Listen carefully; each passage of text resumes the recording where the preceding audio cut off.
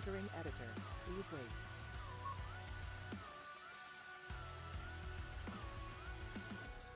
We still deny the things we hide inside ourselves.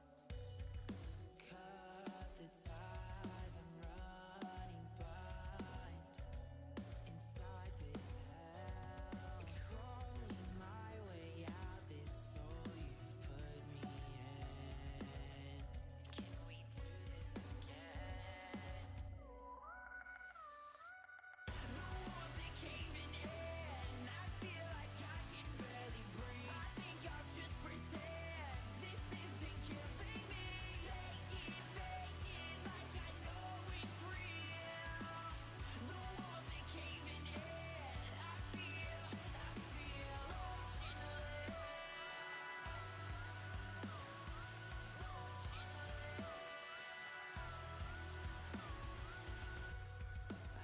don't know how I'm down and out.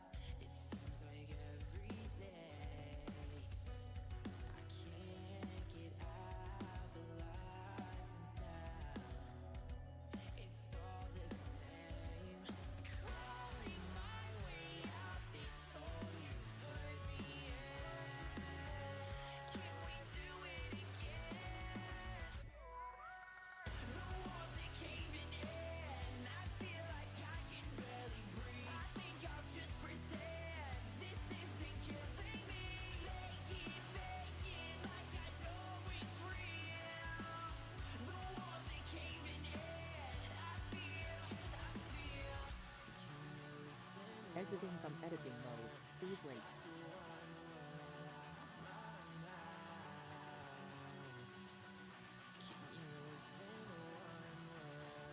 just one word out my mouth? Can you listen to one word? Just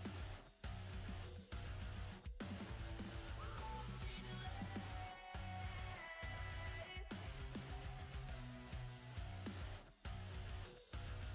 mouth. The walls are caving in. I feel like I can barely breathe. I think I'll just pretend this isn't killing me. Hi friends.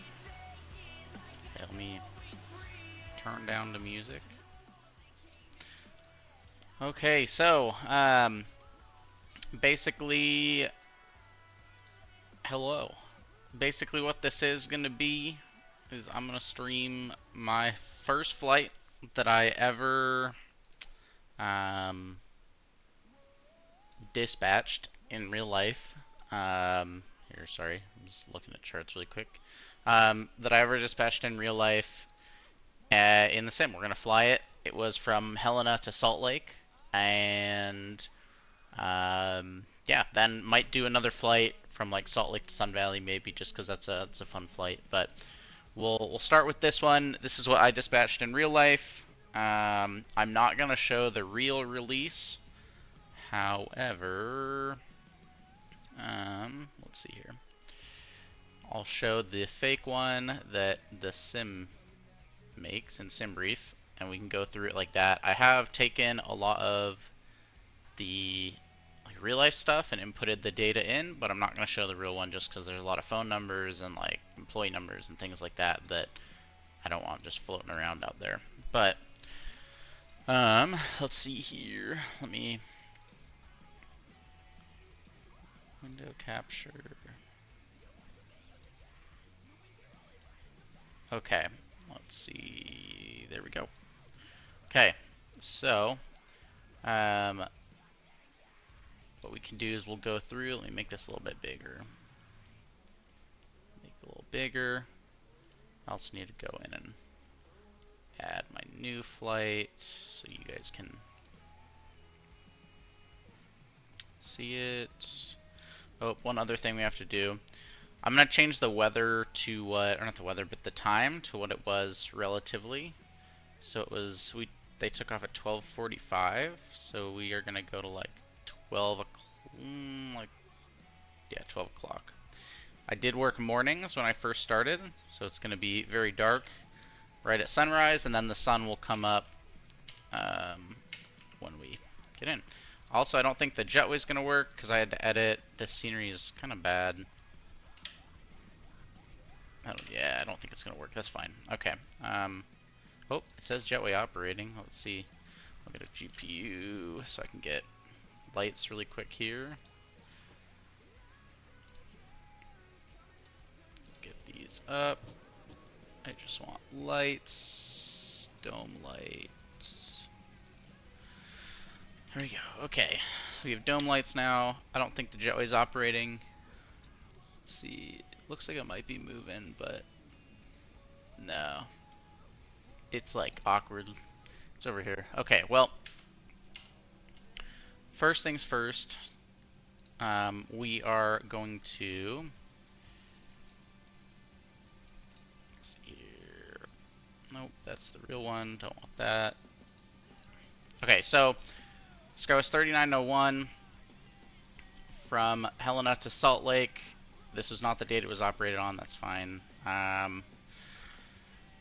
Release time, that's Zulu time in Ember 725. That is not the tail number that it was. That's fine.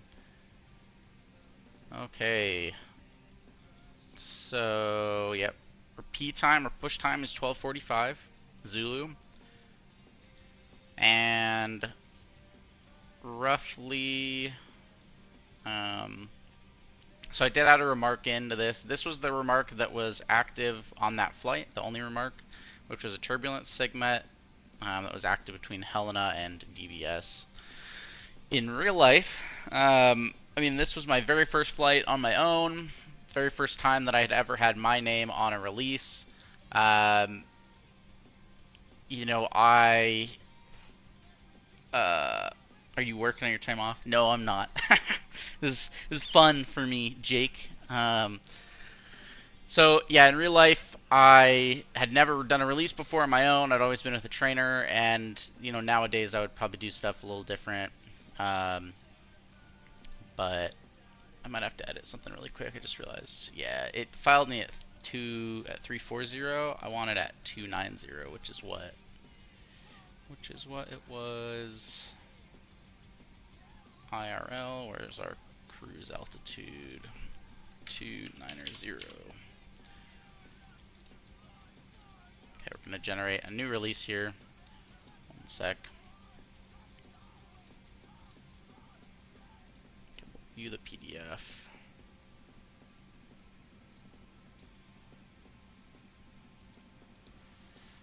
Okay.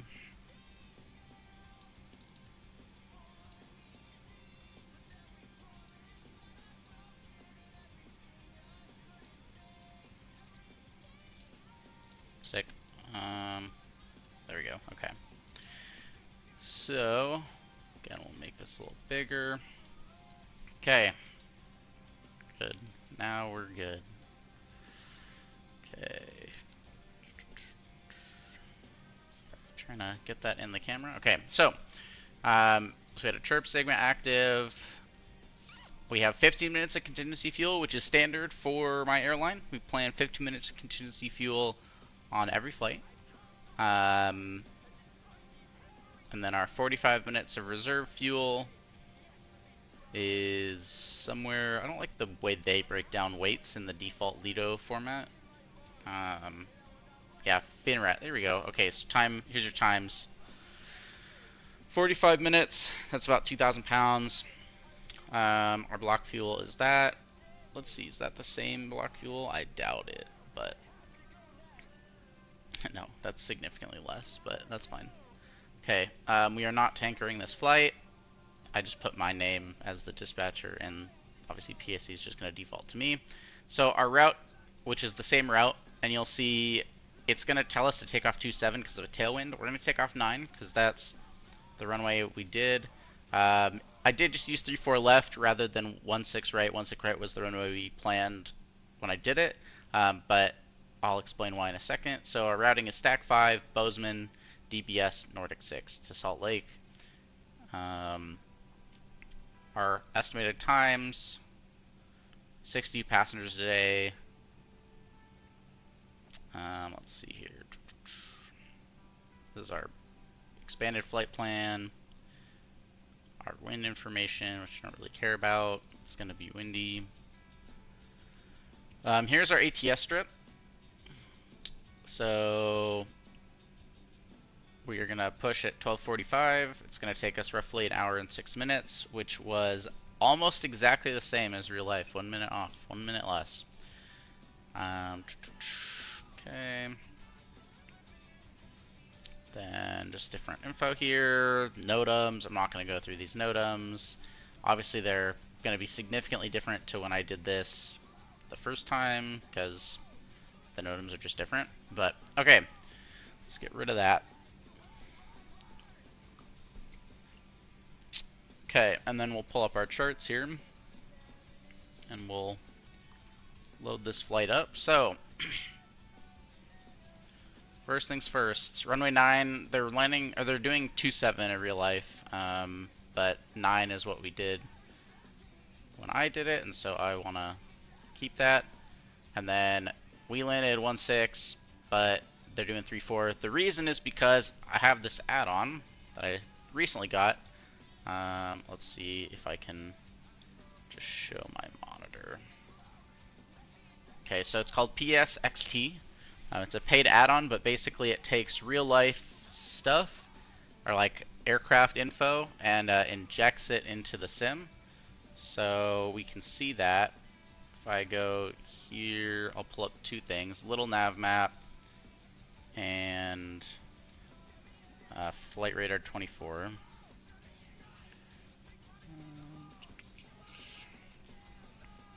Okay, so if I take flight radar 24 and let's go to Salt Lake because I'm already there and that's where we're going. This is my previous flight. I don't know how to delete different points, but there we are. Where are you? Salt Lake City. So if I go to Salt Lake, airport's to the north. Oh, it probably won't do it because we're too far away. That's so unfortunate. Is there any? Okay, so this is what the sim has created: parked aircraft. But basically, if I go to Helena real life, there's probably nothing. I wonder if that is in yet. No, it's probably just too far away. But basically it would show aircraft here that are in real life. It might be like right over here somewhere. But anyway, when we get to Salt Lake, you'll be able to see it. It's pretty cool, the add-on. Are you flying a Boeing? No. Nope. We are flying an Embraer 175. They're Brazilian. Let's see here. Okay. I'm gonna turn all that off. Okay, so charts today. We're gonna fly. What is this? This is an ILS. We'll do an ILS from Fairfield or Furphy. I think it's Furphy. FFU. Furphy. Let's see, I can look it up. Fairfield, it is Fairfield. Fairfield Provo. Okay. So, we're gonna fly that. Good. Okay. Now let's get this party going. So, we're gonna remove engines, wheel chocks, and safety pins. We're gonna import from SimBrief. It's fine. Okay, departure, we're going to depart runway 9. We are going to have a tailwind, that's fine. Calculate. We're going to do just instant load. Okay, so a little manifest here. Let's get the plane up and running.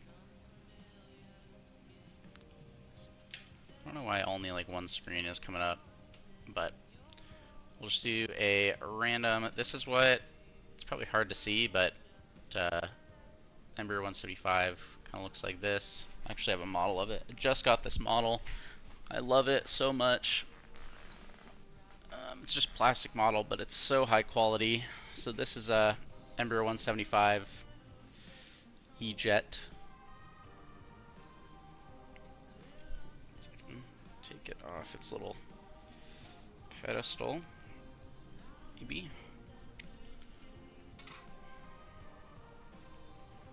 Yep, so E-Jet. I don't know why our nav lights just went off.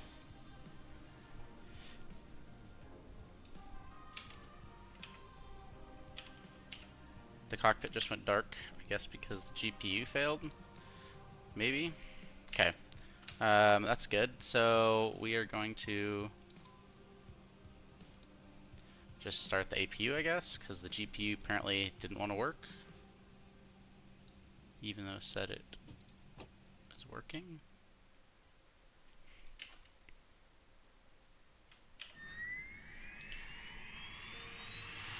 There's that APU noise. Oh, perfect. Yeah, here's the Ember 175. This is an Alaska, SkyWest Alaska Embraer.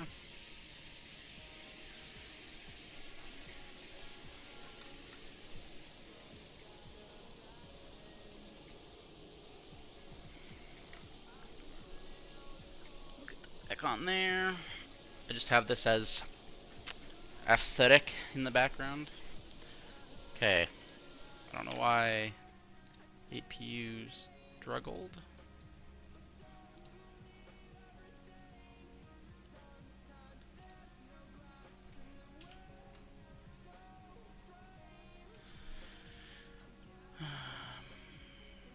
What is going on? Okay, APU is on.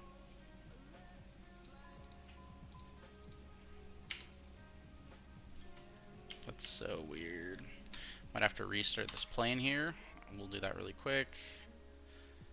And we'll just get into it.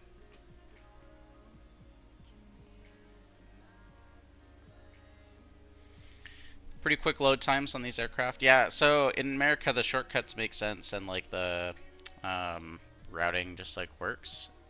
There is some awkward routing at some places, but for the most part it's pretty good.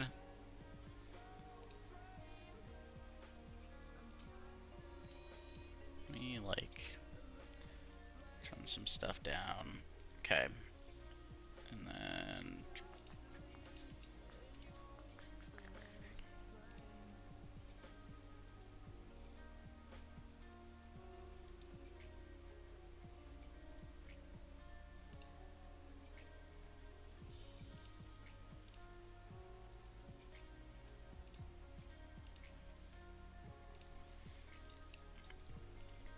okay, I'm gonna do gate 1 because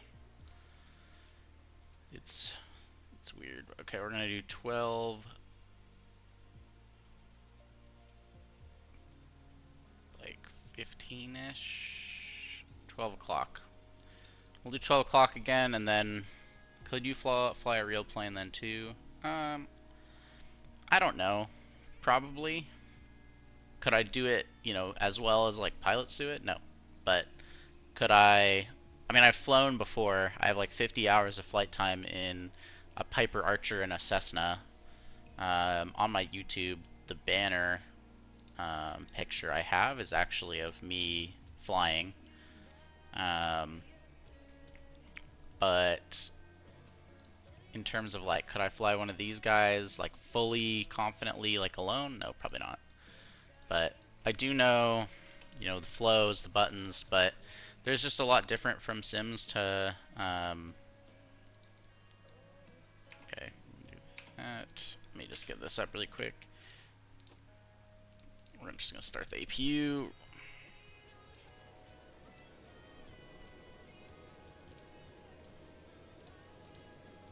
Okay, that's on.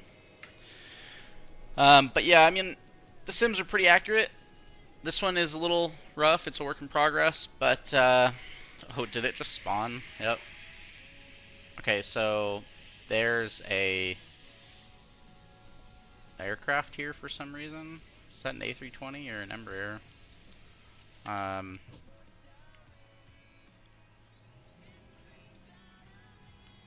Let's see. What is this? This is fake one, a Boeing 737. There's definitely not a Boeing 737 in Helena, but let's see. It grabs ADS-B data, so what is in Helena? It's probably our plane. There's nothing in Helena. Good. So it's just making up planes. That's good. Yeah, I kind of want to... I have, like, my monitor. I mean, I have my ultra-red for sim racing. I kind of want to, like, move it, because it's just on a monitor stand, and one day I kind of want to just move it over just to see, but... who knows? I would love to be able to just, you know, attach them to the sim rig, but... I'd pretty much have to be taking a lot of sim racing stuff off, which I don't really do a lot of anymore, but still, it's just another hassle and thing. Okay, so we'll get that. We'll load this aircraft, engine covers, cones, safety pins, import, yes. Do this quick again. Also, how does the sound to you guys? Okay, good. Nav lights are on.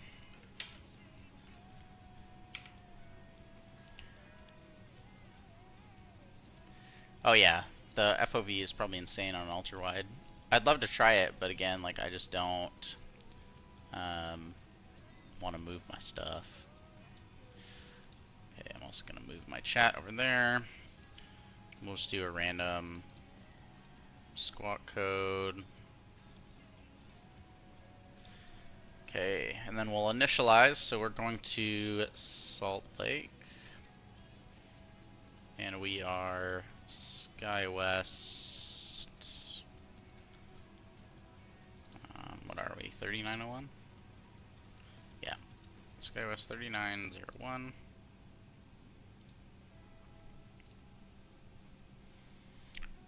Ultra wide gang, dude. I like my ultra wide a lot, like so much, especially for sim racing. And I feel like I would love it for like flight sims and all that, but I just don't want to move stuff around.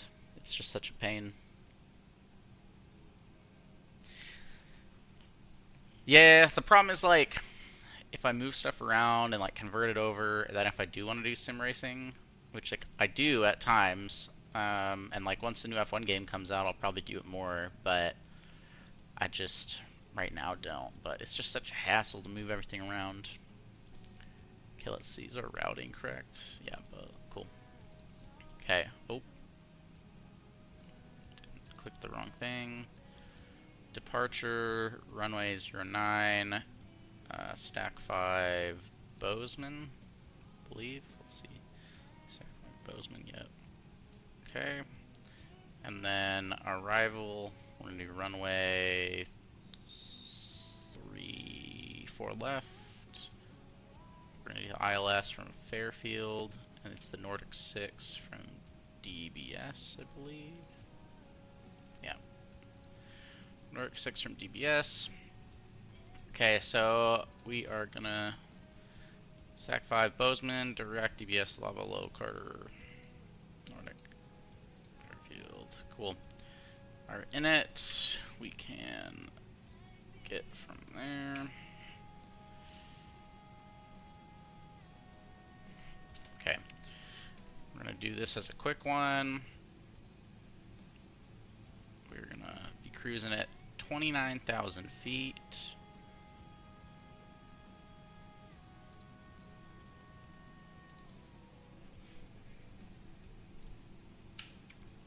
I'm trying to think if I'm missing anything. Okay. We have the little cabin back there. Doesn't look like there's any lights, or I might have it turned off for FPS. I do. So normally you can put seats in there. I turned the seats off because the FPS hit. You also can turn off the lights because, again, I didn't want the FPS hit. Just door. I think I can just, I might be able to control the lights from here. Or I think they're at the flight attendant stand. Yeah. Okay. So, good there. We're gonna cruise at 29,000. Our win today, look at our FP, is 279.84.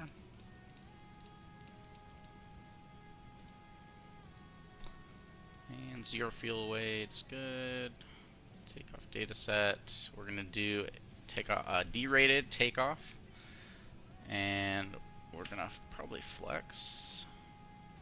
Once this anti-ice is off, and we're gonna flex to 25 from 2. Cool. We are going to do an ATTCS takeoff. So what this is, derated, means we're basically turning the engine power down for engine health. The ATTCS is the automated throttle thrust. Basically, it's like a brain in the plane that controls the autopilot and the thrust. Or not the autopilot, just the engine's thrust amount, like how much oil to put on the engine, how much output to have. If it starts having issues, it'll notify you immediately. Like, it's a whole system. We're not in anti-icing. We are flexing. Flex takeoff is telling the engine that it's actually 2 degrees Celsius, but it's actually going to tell it to work less because it's more hot. So it's going to be like, oh, it's more hot, so we're just going to like run the engine less. Again, flex takeoff and derated. It's just for engine health. Okay, TRS is auto, yep. FMS takeoff. Flaps 2 is standard.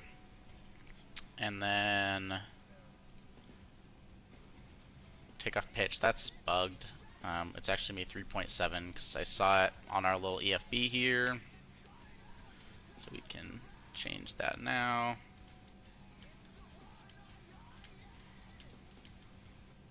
Okay, 3.7 there. And we should be good to go. I'm going to turn off airports, nav aids, and there we go. Okay. So, we're going to prepare for pushback and departure. No, because we're not de-icing. It's the weather right now. Weather is 2 degrees. Yeah, we're not de-icing. Sick. Or not anti-icing or de-icing. Okay. Hello, Captain. We are ready for pushback.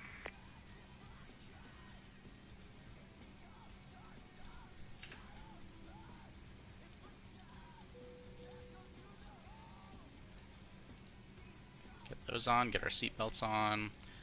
Dome light is going to come off while we... Actually, I'll leave dome light on while we push back. Flood Departure instead. checks completed. Bypass pin inserted. Floodlight's a little nicer. Where's the light for down there? We'll lock the door as well. Chart holder, there we go. Man, these lights suck. The floodlight on the Airbus will like illuminate everything. Okay, well I guess we're keeping it on. If I look outside Locking gear. as it teleports, you can see the little ground crew. There's some aircraft over there, I think. There's some nav lights, maybe. GA nav lights, yeah.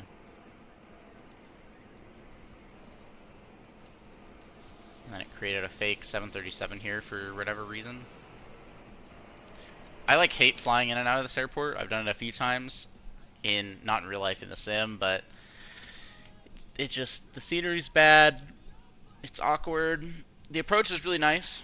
Approach is good, but okay. So we want our nose to be left. Release parking brakes, please. Okay, let's get these engines started. I'm gonna pause the music here. brakes, please. Yep. Get it. Commencing push. All engines clear. Start at will. Okay. Wanna see as well.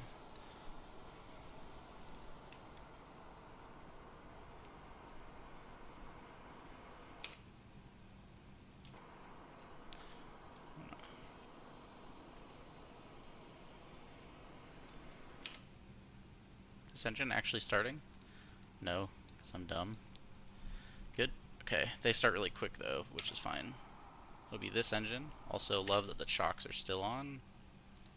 Okay, thanks. Please set This parking airplane's a brakes. little buggy and awkward. Okay.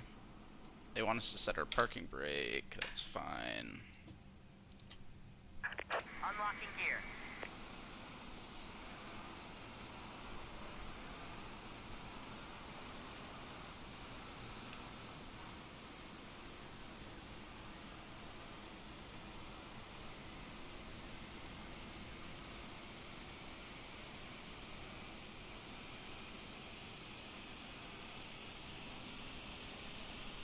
Oh, we didn't turn our beacon on either.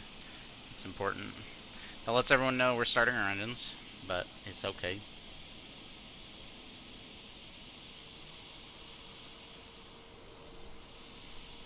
Cool, that engine's probably good. Yep, so we will start engine 1. Tow truck disconnected. Bypass pin removed. Left is clear. Right is clear.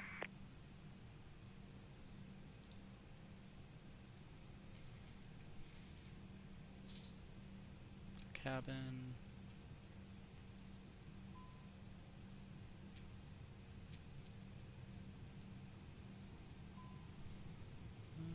I forget how to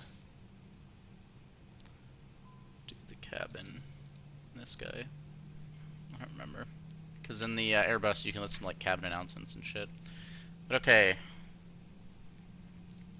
Get our engines going. This one's spooling up.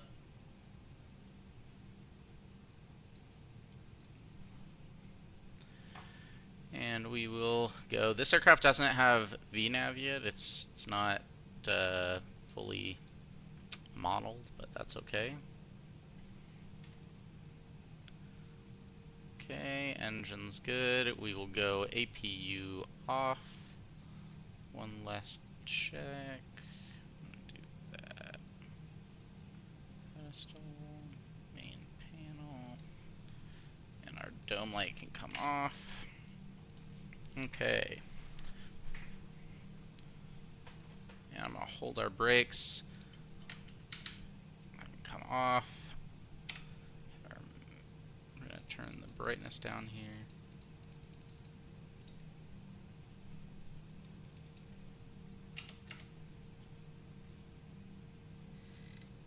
And taxi light can come on. Get my handy charts up really quick. I hear clicking and it's kind of stressing me out. I think it might be my head. Yeah, my headset. That's fine. Okay. So,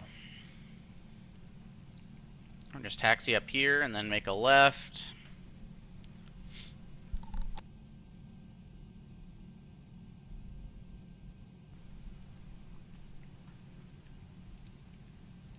Get our terrain on.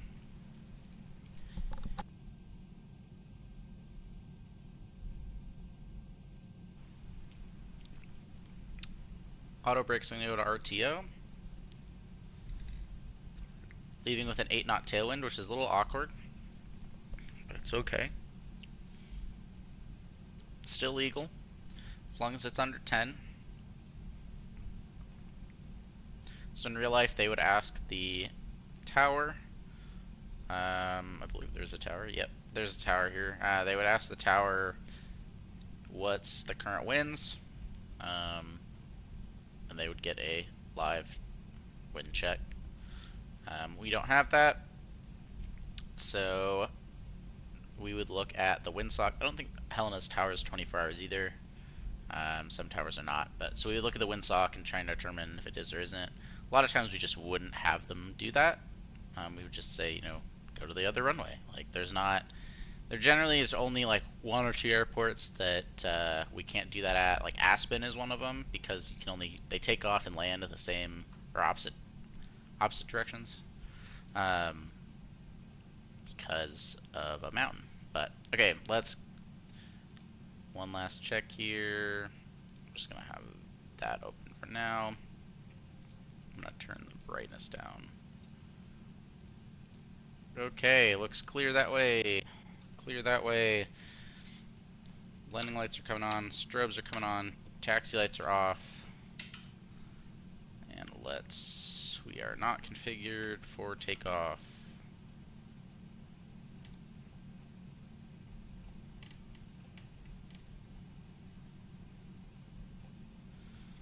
And what is going on with my flaps?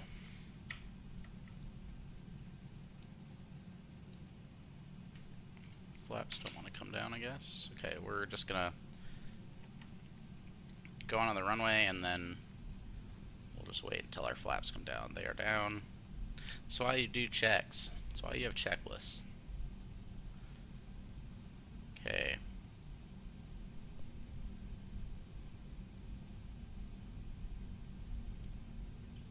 As the sun comes up, and we will increase our throttle, a little bit of forward pressure.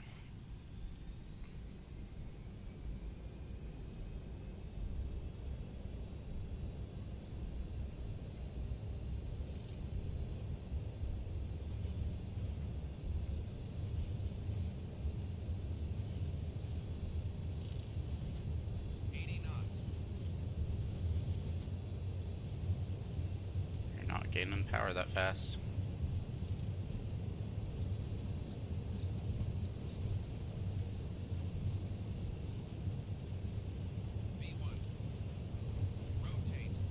Okay, and pull back.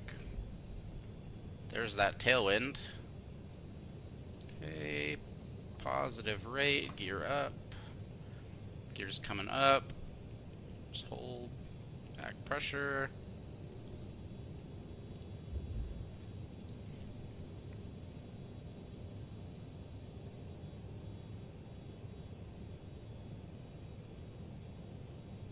It always tells me to go to the right.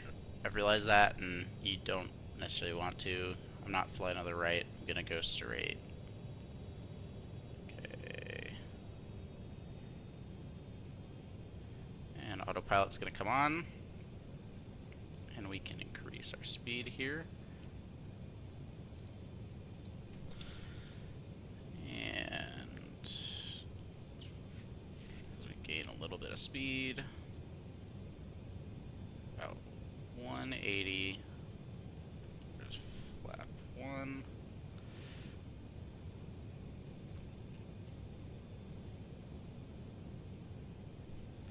going to climb at 240. Flap 2.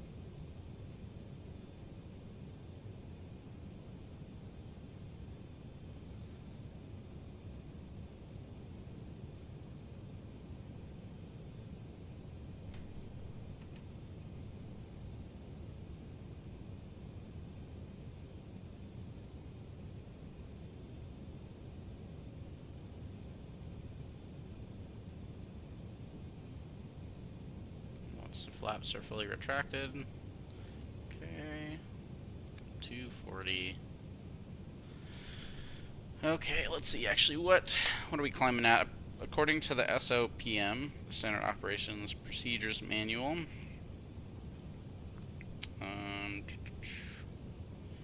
we used to, yeah, the SOPM has us climb 270, Mach 73. Okay, so once we're above 10,000 feet, we'll power up to 270. Speed up to 270. Let's approach, man. Or this area, like, this is super pretty. This airport sucks to fly in and out of. For scenery sucks, but like, this is awesome. Especially in the morning with this sunrise coming. This is great. And this is roughly what they would have seen IRL. It's about 20 minutes. It's too early. That's fine. Now I work nights, so all my flights are in the middle of the day and in the darkness in the night.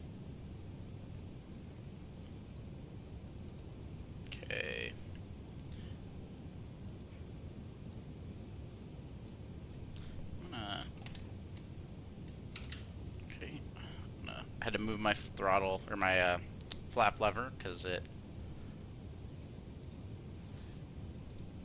was down and I didn't want it to randomly actuate in cruise. Okay, and coming up on 10,000 feet, we're a little bit of icing on the windshield. It's okay. In real life, this aircraft is supposed to manage your windshield heat and your anti-ice and all of that automatically. In the sim, it doesn't really do that. Bit of an awkward little transition here. Does it show it on the charts? Yeah, it does. It's a little weird. Okay, it's just the stack 5 departure. 10,000 feet, landing lights are coming off, and we can speed up to 270.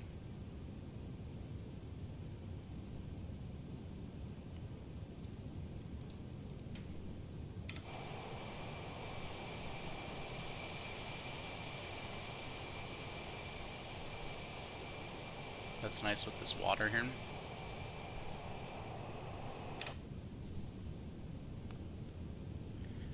Okay, and we're gonna leave the seatbelts on until we get through this little janky section here of turns. And once we're on this straight and a little higher above these clouds, then we will turn the seatbelts off. Still seeing some icing on the windshield.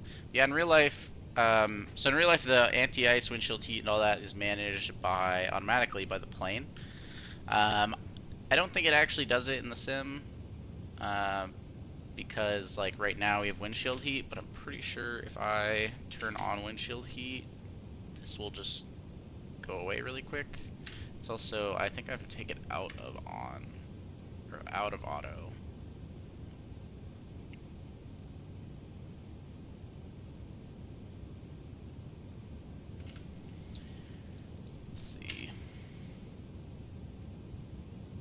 Kind of hard to see too because it's also just gonna, yeah, there we go, now it's away. So I don't think it does it automatically, but it's still a beta plane. It's okay, it's not the end of the world. It'll also just stop freezing because we're getting higher and it'll see the sun. Okay, so we're 13,000 feet here. Do you have any live ATC? Nope. Denver's on, but not Salt Lake. That's fine. I don't think I would want to fly to Salt Lake anyway. In this, at least. This aircraft is fun. I love this aircraft. I mean, this aircraft has a special place in my heart. It's the first aircraft I ever dispatched. One of my favorite aircraft. I love dispatching Embraer 175s. The other aircraft we have is CRJs. CRJs are fine, but just 175s are awesome. It's like a proper jet. It's like there's regional jets, and there's this thing, and this thing is just, I mean, we do flights, long flights. We do flights from like Houston to LA. We do a San Francisco to LA. We do a LaGuardia to Omaha. We do long flights like in this aircraft, and I just think it is such a great plane. Our weather radar and our TCAS up here. So a little bit of weather ahead of us, but that's fine. Yeah, I think this aircraft is awesome. I wish it was a little more fleshed out in Flight Sim. That's fine, they're working on it. They've added a lot. Flight Sim Studio added a ton of this plane. Hopefully one day we'll get actual VNAV and just some bugs. They're working on a custom FMS for it, completely custom autopilot FMS, which is awesome if it works. Right now, the way it like tracks along the autopilot's a little awkward, but overall it's pretty good. Definitely, you could take it online on like BatSim, which is the online network. I probably wouldn't. I've done it. I've done it multiple times. I just feel like it's a little awkward at times. Let's see here. Let me turn up the sim a little bit, just so you guys can hear it. But you know, overall, it's a really good aircraft, and I think they've done a lot of good work with it. And we'll see how it improves. It's definitely buggy. It's got some problems. It's not perfect, but that's okay.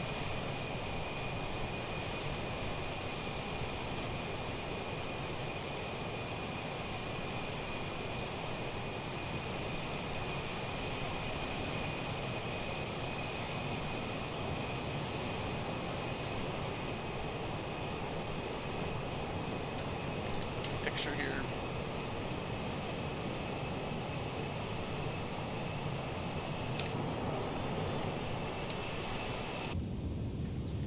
Okay, it looks like maybe an airport. Yeah, those are some approach lights.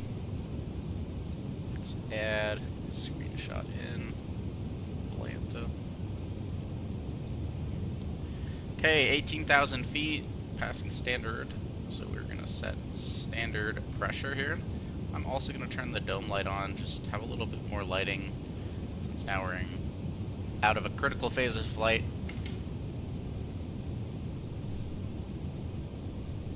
Now we just wait. Let's see here. Yeah, we had a 14 knot crosswind and an 8 knot tailwind. Okay, so that would be why we were not climbing, and we took off and immediately got pushed to the side. It's a super awkward encounter.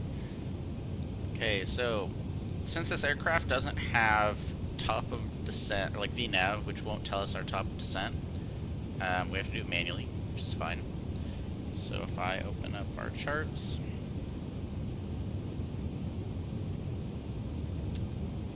okay,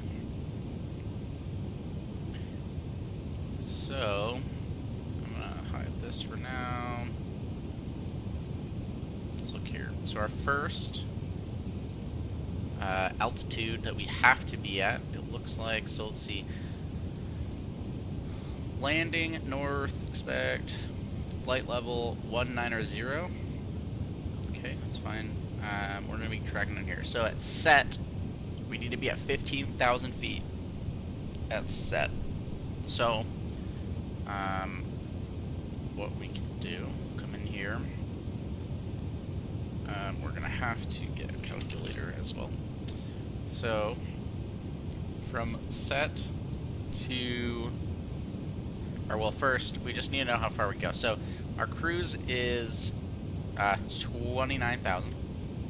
So, we're going to go, also do I have the correct gate here? Yeah, okay. 29,000. So, 29 to 15, did we say? Yeah, okay, so you do 29 minus 15, 14, mental math. So 14,000 is what we need. We're gonna take the zeros off. So 14 times 3 is 42. So roughly 42 miles from set, we can start descending. But I always add a little bit of a buffer, so we'll do 50. So 50 miles from set. So to get that, we are going to take 16 plus 4.3 plus 14.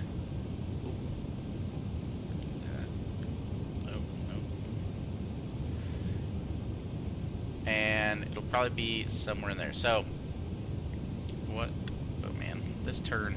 Wish there was a way to limit turning radius. I'm gonna actually turn off the charts here for a second, because this just looks so nice with the sun coming up. So we'll do our little math here. Okay, so, so if I do 16 plus 4.3 plus 14, there's 34.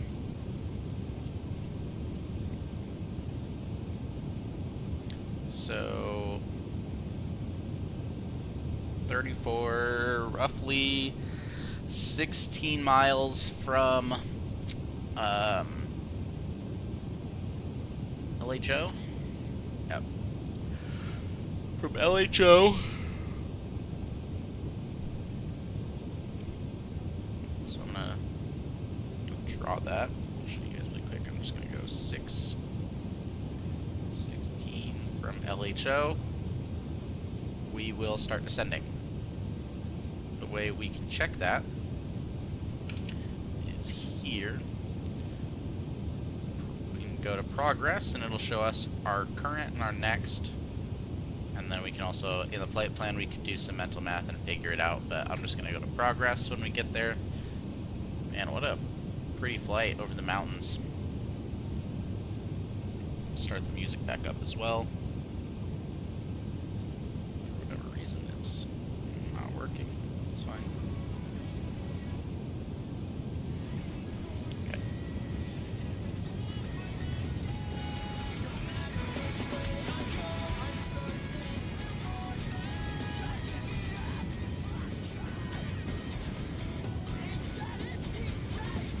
Let's see if this works here. Nice, okay, I like that.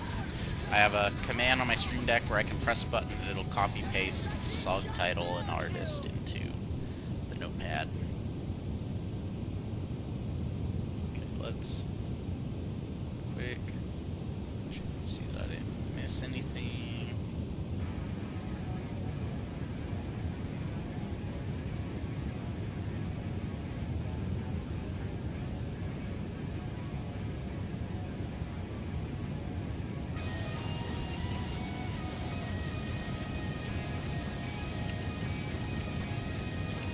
What's that? Calm clock. Interesting. I guess that makes sense. The captain controls the ICAS and the. Okay.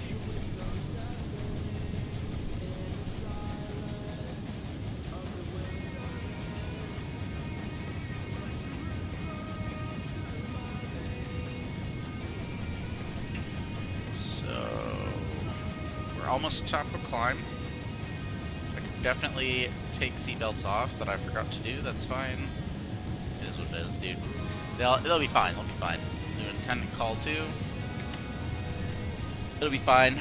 Some airlines, they leave seatbelts on until cruise. We don't do that, but it's okay. I'm pretty sure we don't do that, but I generally don't remember from the times that I've jump seated. I don't remember. Do you not remember when they turned off the seatbelt, the passenger seatbelt sign? Yeah, that's something I love about being a dispatcher. I guess I can talk about being a dispatcher a little bit since we're doing my first flight. Dispatching is really cool. The job itself can get kind of monotonous, but overall it's really cool, and you know, you feel really involved. I also get to jump seat, so I can sit up in the cockpit with the pilots. This aircraft, the jump seat is behind the captain, right here. So I would sit right here, plug in a headset, and then, you know, just observe the operations. I have not jump sat in a Embraer 175. I want to so badly. We only have to do 5 hours every year, essentially every year. It's not like from January to December. Mine is from December to December. It's, you know, I got signed off in training and in December month, so mine December. But you can work on it throughout the year. You only have to do one leg in your month, in your final month. I did a jump seat leg from Denver to St. George, Utah, a couple months ago, like 2 months ago. And so that time counts towards my hours. However, you can jump seat whenever you want. You can't only do it, you know, it's not like, oh, I can only jump seat in this time. You can jump seat whenever you want, as long as the pilot allows you, PIC, the captain. You can also jump seat on other airlines and other aircraft types, so I could go jump seat on like Southwest Airlines if I wanted to, which would be super cool. Haven't done that. But yeah, I really want to do an Embraer 175. I really want to go find like a leg that the Embraer does, because all my jump seating is in a CRJ. Okay, also really quick, now that we are at our climb, top of climb, we are going to cruise at 0.70. Sick. Okay, so we're gonna click the auto throttle to put it in Mach mode. You can see it went to 0.71. We're gonna go down to 0.70. And we're just gonna continue along our route. Do want to keep in mind where we are. Okay, so next point's DBS. So yeah, that's a super cool thing about my job. Jump seat, I love it. I think it's so cool. Every time I jump seat, I'm like, I want to do flight sims. Like, I just love aviation so much. And after jump seating, I mean, there is really nothing like it. I mean, like, getting to see the cockpit, flight deck, the flight deck in flight, so cool. You know, the way the pilots communicate with each other between the captain and FO is honestly pretty cool. Just everything. I got to see one time I jump seated from Salt Lake to Cedar City, Utah, and an F-35 passed by us. They were beneath us about 8,000 feet, but you know, we could just see it, this little black dot just coming towards us and then passed underneath us, and that was so cool. It was cool to see in the air because, you know, coming my background, I was in the Air Force, you know, being a mechanic on fighter jets. So seeing that was awesome. I had a different flight. It might have been that same flight. I don't remember.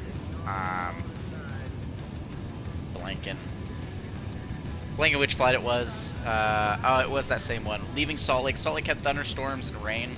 So we like came up and you know, coming out of the clouds into just this sunrise was so cool. It was awesome. I mean, like every time I've flown, flying out of Denver in the jump seat was awesome. Going over the Rocky Mountains. I mean, it's just so cool. Like, I love it. That's honestly one of the biggest benefits of my job, and one of the reasons I will probably not leave it. I mean, not even probably. There's a lot of reasons I won't leave it, but I mean, this is a career. But one of the reasons that keeps me, you know, energized is jump seating. But the job itself is cool. Building releases can get very monotonous. You know, SkyWest does a lot. We work hard. We do a lot of releases. We do, I think, more flights per person than any airline. So you're working.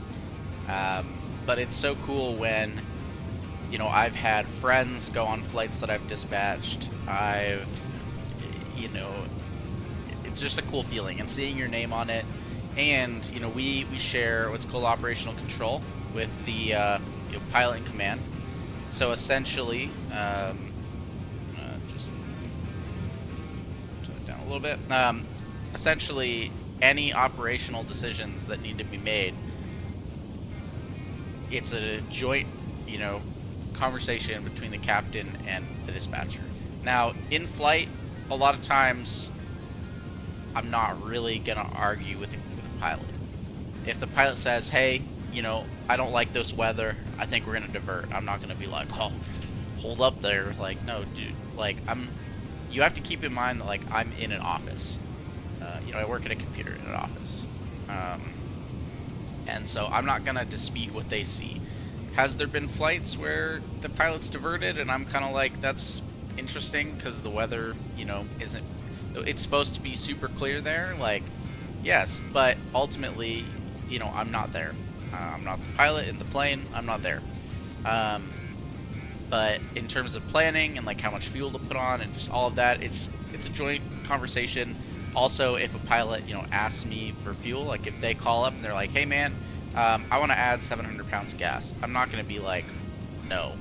The only time I would really dispute that is if it caused a weight restriction, so we had to bump passengers off the plane. The only reason I would do that is if they were going somewhere that was pretty hairy, pretty rough weather, maybe thunderstorms, and they were like, hey, we want more fuel, I'm going to kick passengers off. Then I would do it, because I would agree in that scenario I would want more fuel than less, and that's just how it goes. So people get kicked off, especially when you're flying regional jets. Embraer 175s are pretty good, but those CRJs, especially we fly CRJ 200s for United. CRJ 200s are rough. They are so bad. They're rough planes. They don't have a lot of weight. For example, let's look here. Flight details.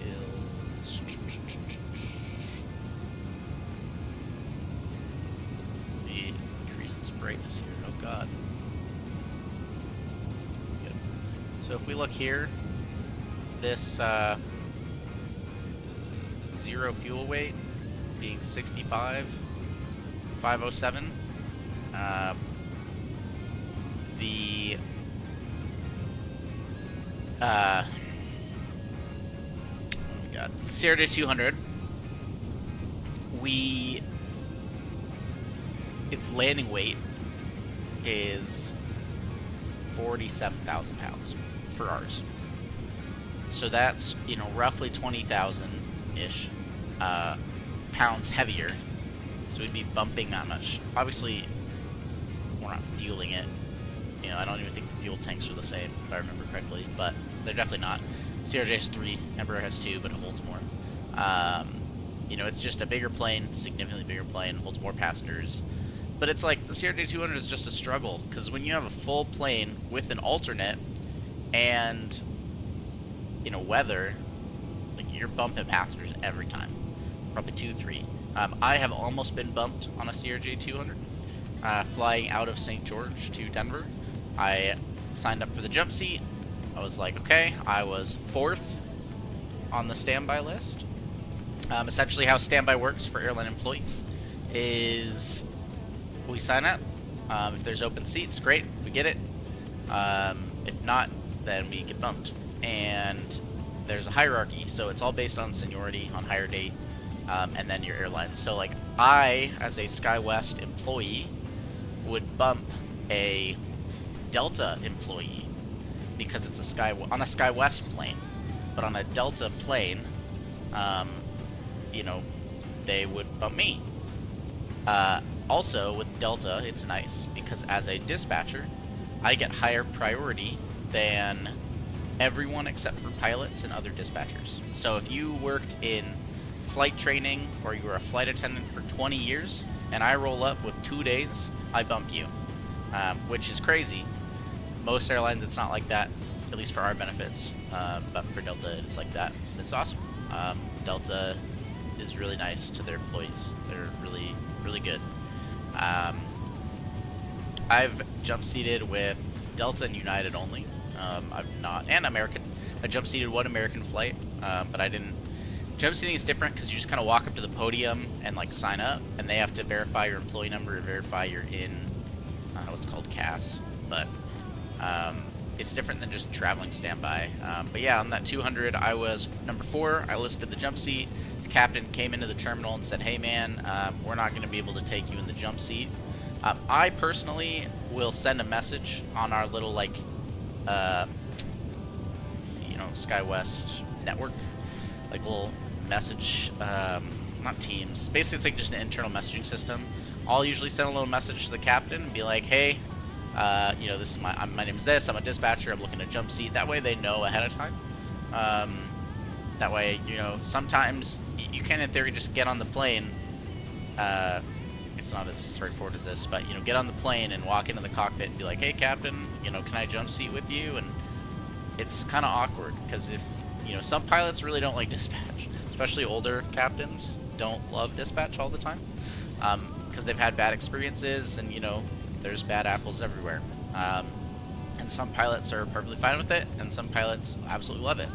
But I don't like that awkwardness of like, "Hey, could I jump seat with you?" And they're like, "Who are you? Are you a pilot? Are you a?" I had a captain one time, one of my flights. I was like, "Hey, captain, you know, I'd love to jump seat with you." It was kind of last minute. It was getting out of Salt Lake. Didn't think I was gonna make it, so I jump sat. And the captain walked up. I saw him. I could tell from his stripes he was the captain. I was like, "Hey, sir, I'm a dispatcher." Or I said, "Hey, can I? You know, I'd love to jump seat with you." And he goes, "Are you an FAA inspector?" I was like, "No, I'm a dispatcher." He said, "Great, then let's go."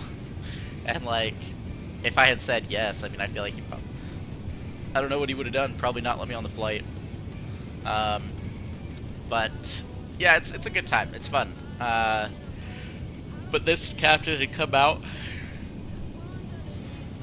He said, "Hey man, where I'd be able to take you. The weights don't work on this 200. Basically, they couldn't add enough weight in the back to add another body in the cockpit, just because of how awkward it is. They have to add like sandbags. It's ballast in the aft for weight and balance.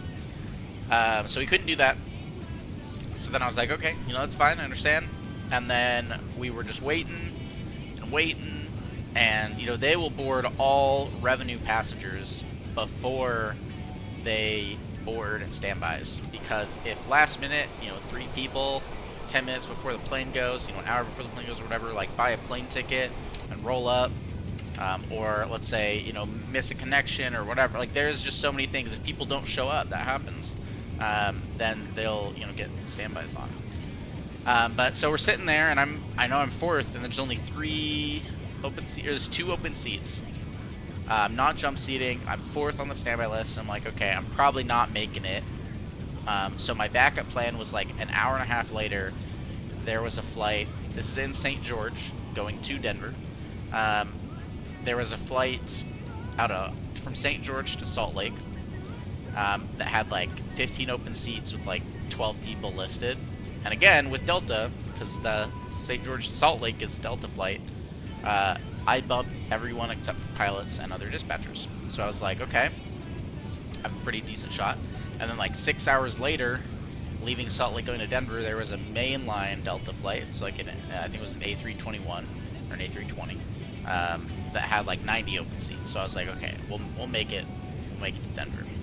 But ahead of me on the standby list, going out of St. George on the CRJ 200, was a family, or a couple family, like a husband and wife, a duo.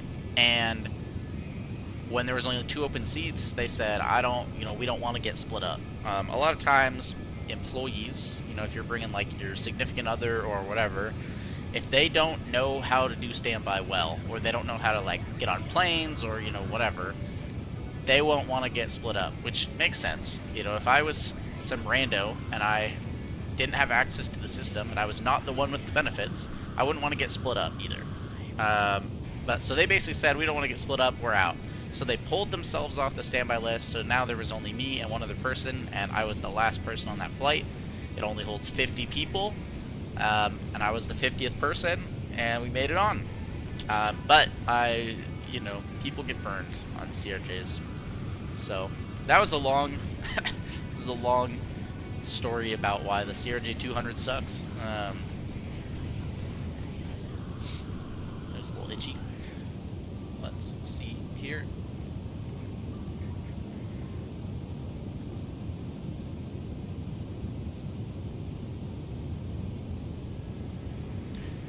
See,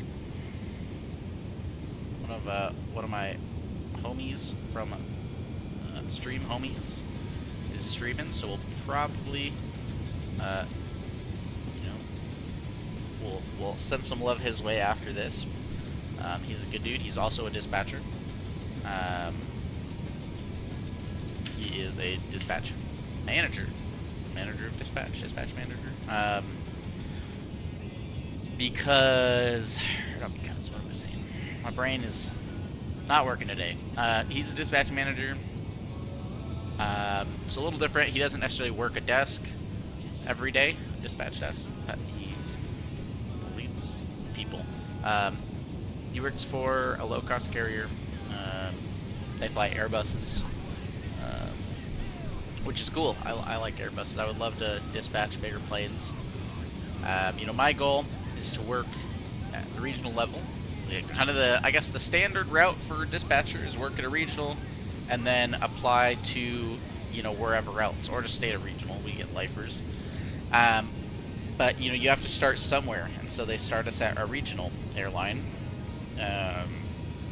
So I'm at SkyWest, we are the kind of top regional to work at as a dispatcher, which is nice. I'm very proud that I work at this airline. I'm very proud to be here. I love it here. It's not perfect. I don't want to spend my whole career here, but I love it. I'm super happy that this is where I work. And we have the best training. You work super hard, and you become really good dispatchers. But yeah, so hopefully my plan is within the next 6 months-ish to start applying at different airlines. You know, we'll see. It really depends on who's opening up, on what airlines open up when their hiring goes. Like one major airline that I know of, they are not hiring the rest of the year because, well, okay, I don't know this. This is unconfirmed. They are not hiring the rest of the year because the MAX keeps getting grounded, so they can't do flights. So when you don't have enough flights for, like, you're just doing less flights, so you don't need more dispatchers.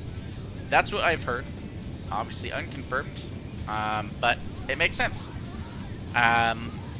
So, you know, hopefully the 737 MAX stops having issues, and then maybe we can, you know, get some people.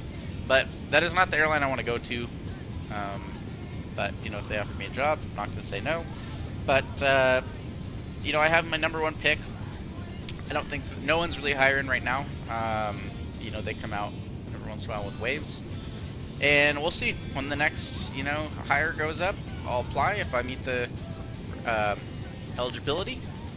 Even if I don't, I might still apply. And we'll see. We'll see how it goes. You know, I have a resume of military service. I have my degree. I worked at SkyWest. But sometimes that's just not a good fit. Doesn't always, you know, not guaranteed anything. But we'll see. And then my girlfriend is also a dispatcher at SkyWest, so we will see. Hopefully, we would love to work in the same city. It's hard to do because pretty much every dispatch office is in a different place, except for a few.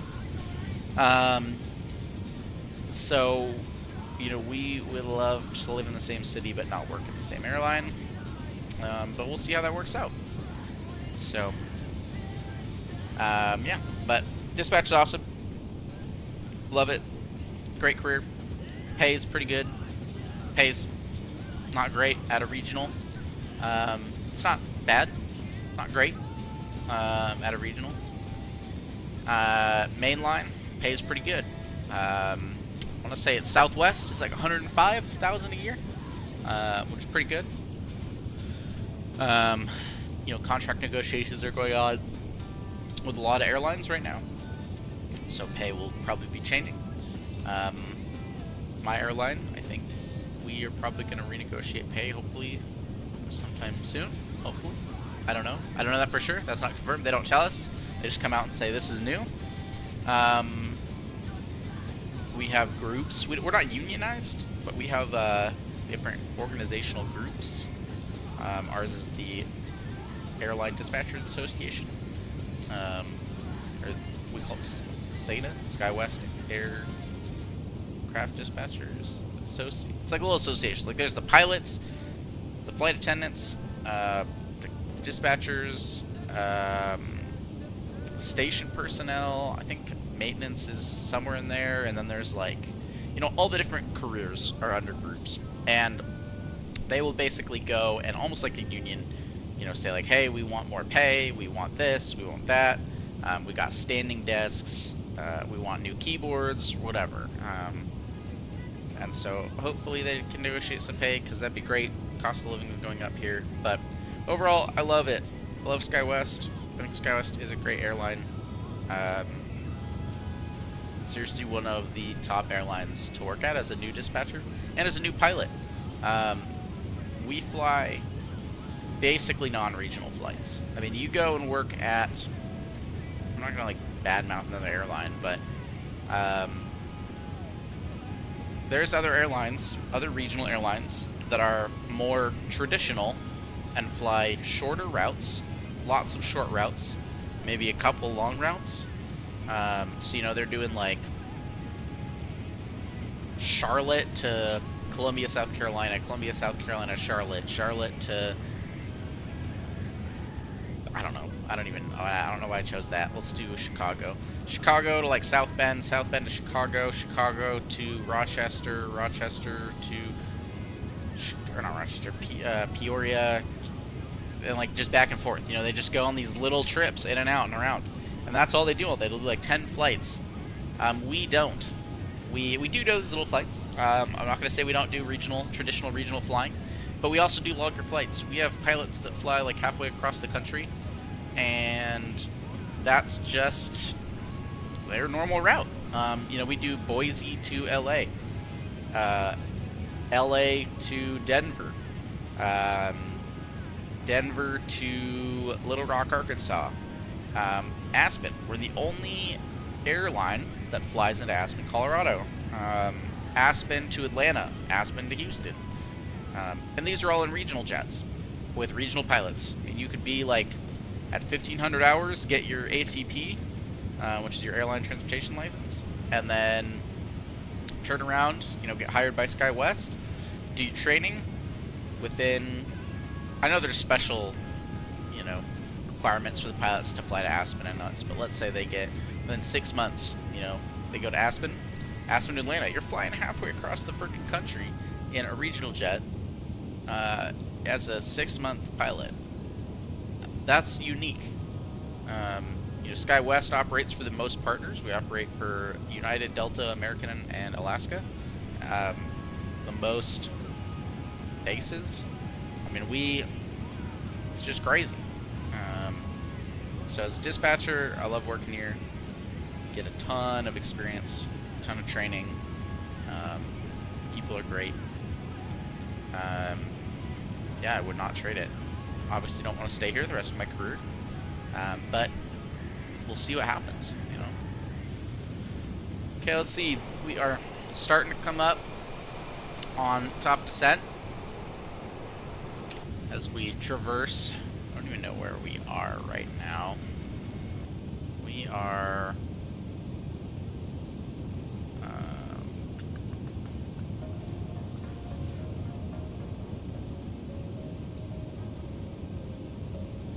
over, is that Idaho? I believe this is Idaho. Sun Valley, yep, Idaho. Oh, I really want to fly to Sun Valley next. It's my next flight. Sun Valley's a cool one. It's like in this little, but like, I mean, I guess it's like a really short flight. It's pretty short from Salt Lake. It's near Boise. But I also do Pocatello, Twin Falls. I also just don't love flying this plane. Kind of want to go fly like the A320, the Airbus, 737. But I don't really want to fly an A320 into Sun Valley. So that makes it tough. I mean, the A320 could do it. Like, that's the thing. But not ideal. Okay. So, what did we say here? It said 16 from LHO. LHO, I think, is our next point. Progress. Nope. Our next is Lavaha. Oh, there we go. It just kicked over. Okay, so next one is LHO. What the heck?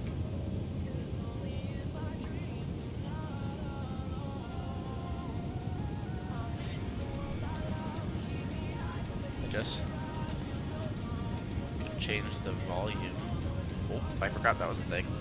That I had mapped my volume to my mouse. Okay.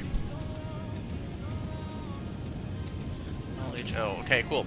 So let's, while we have some time, we are gonna go to landing. So our runway heading is final approach course 344.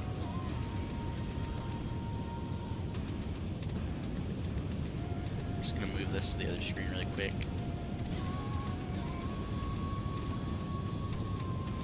Then our landing temp.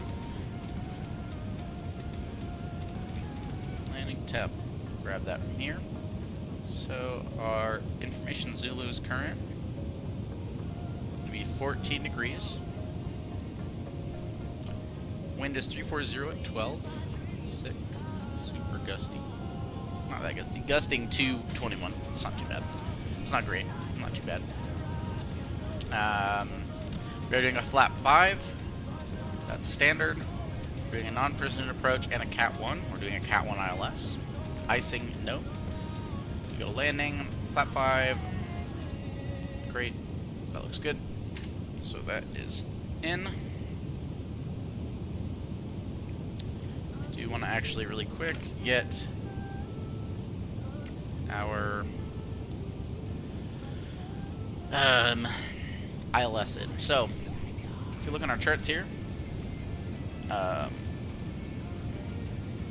this frequency is our localizer.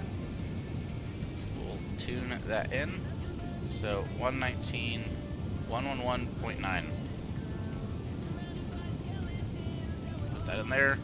This does have an auto function where it will just auto tune the frequency. It doesn't always work, so I don't trust it. I guess while we also have some time here, I'm just gonna. Okay. We're also gonna open the chart. We're going to Alpha 36 today for our gate. So Alpha 36. So we'll circle it. So we're landing. I'm also gonna pin this chart.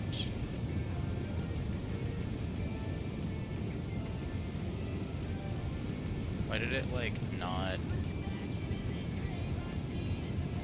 That was weird. Okay. We're landing 3, 4 left. Yep, 3, 4 left. So we're gonna come in here, land, exit, up taxi around. There. So we'll have a long taxi. That's fine. You can look at scenery. Now I don't know if Alpha 36 is the gate they used in real life. We don't put gate information on our releases because it changes so much. I mean, in route, like, they can do gate changes in route. Also, like, we'll plan a flight and they gate change, you know, the plane, it's coming out of the hangar, or they'll tail swap it and then we have to remake the release. But, you know, we don't know. That gate changes so much. But I looked at FlightAware, and the most recent flight of this flight under this call sign, it landed and parked at Alpha 36. So we're going with it. A lot of times they will keep the gates the same, so we will just go with that. Okay, let's see. We are 27, so we're almost there. So what we're gonna do, if I just do a little preview here, this aircraft, one cool thing, you can do a exact 3-degree descent. So I would, you know, it's not going to do anything now because I'm just on preview mode. Basically, we're going to do a 3-degree descent, so it's going to descend us exactly at 3 degrees.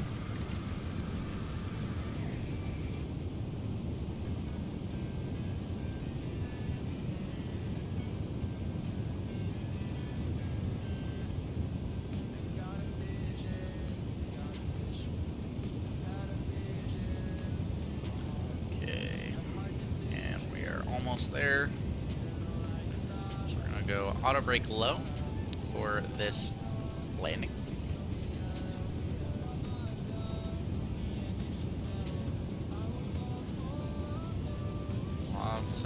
Lots of clouds.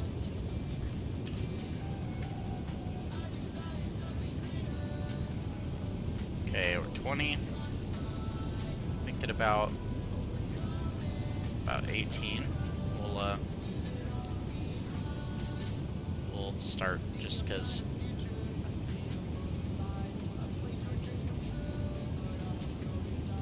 Or like 17 because it takes a second to scroll in.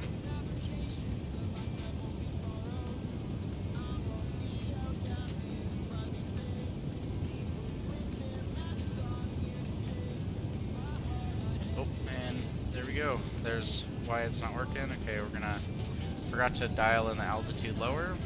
That's fine. Okay, altitude 15,000. What is FSOPM? That's just our climb table. Fudge.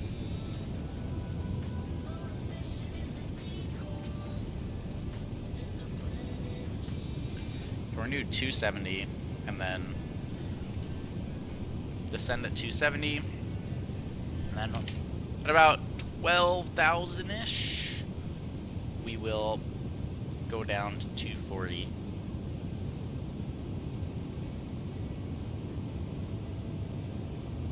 Okay, as we start our descent here,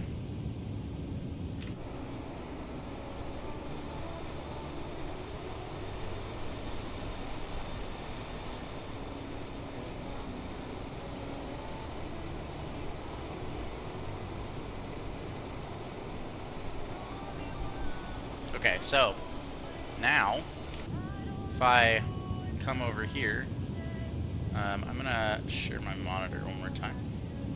So, little nav map. This is the sim. You can see like SkyWest 3801. Right, they're going from Kalispell to Salt Lake. I hate how it says it's at Embraer 170 because we don't fly 170s, only 175s. Let me get flight radar up here. Okay, so if I go SkyWest 3801 from Kalispell, you can see it's right here, right here. It's roughly in the same spot, and you can see all these other little aircraft around. There's another SkyWest 3870. They're roughly in the same spot that they are in real life, and that's super cool for the sim, especially when we get in here.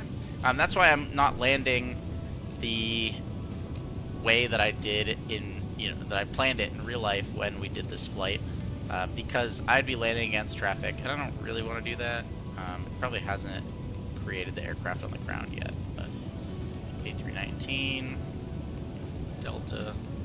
So that's a cool thing. I like it. It's a cool little add-on. Did cost some money, but that's okay. A little bit. It was like $10, which is fine. There is free live traffic. However, it's kind of random. It's not live per se. It says it is, but it's not. So, it just makes AI traffic, which is fine, but it's painful when for the last like 6 hours, Minneapolis has been landing on the 12s, because they have 12s and 30. Those are their main runways they land on. They've been landing on the 12s. Or like Salt Lake, we're landing 3-4. It's 3-4 and 1-6. It's called FSLTL. It's the add-on. It's free. I've used it a lot. FSLTL will be like, oh cool, they're landing 1-6, and I'm like, real life, for the last 5 hours they've been landing 3-4, and it'll be like, well, that sucks, and it's just like awkward. And I don't love that. So I paid for the add-on. I fly enough that it's not really a big deal to me. It's worth it. So, okay, let's see here. Oh, charts from stay off, just in case I need to reference them. Let's see here. Dude, my throat is killing me.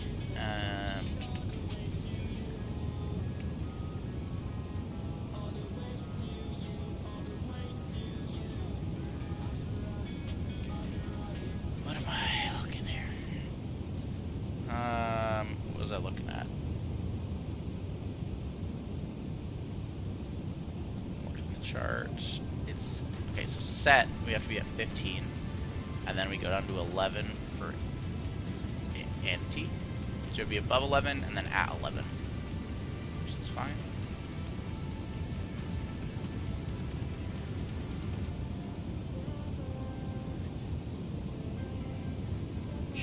problem.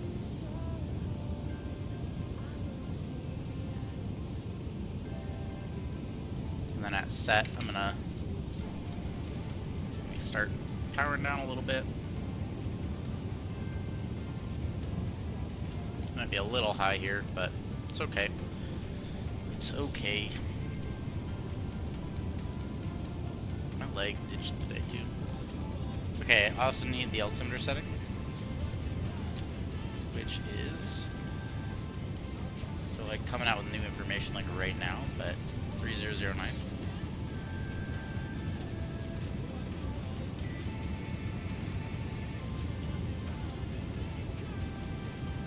Yeah, we're definitely not making set at 15 because that altimeter, since we're so much higher than standard, it's fine. Okay, then we're gonna go, we have to be at 11. So,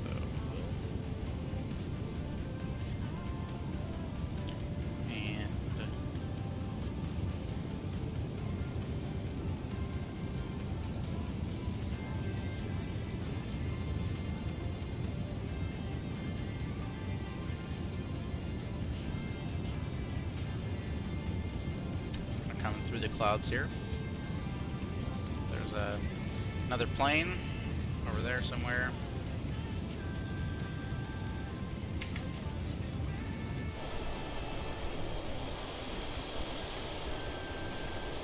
Right there. That's like a Cessna or something. Let's see. Yep, it's a DA-40, Diamond 40.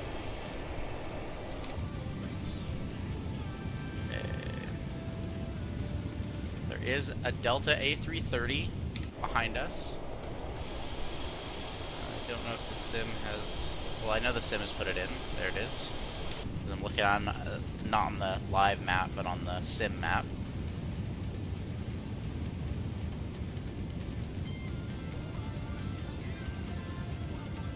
We actually will make set at 15.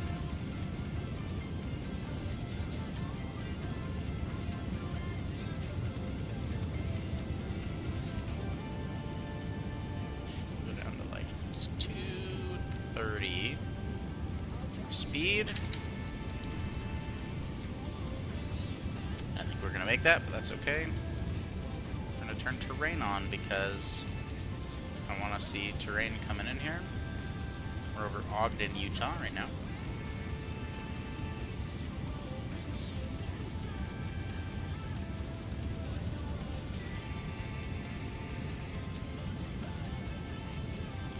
I'll just go to alt mode.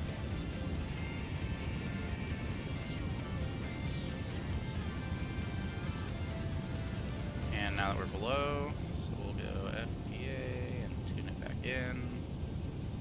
It's a little awkward, that's fine.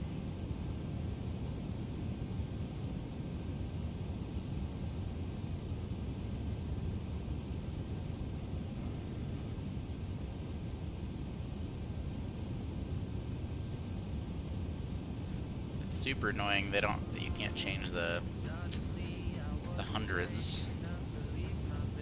Why it does that.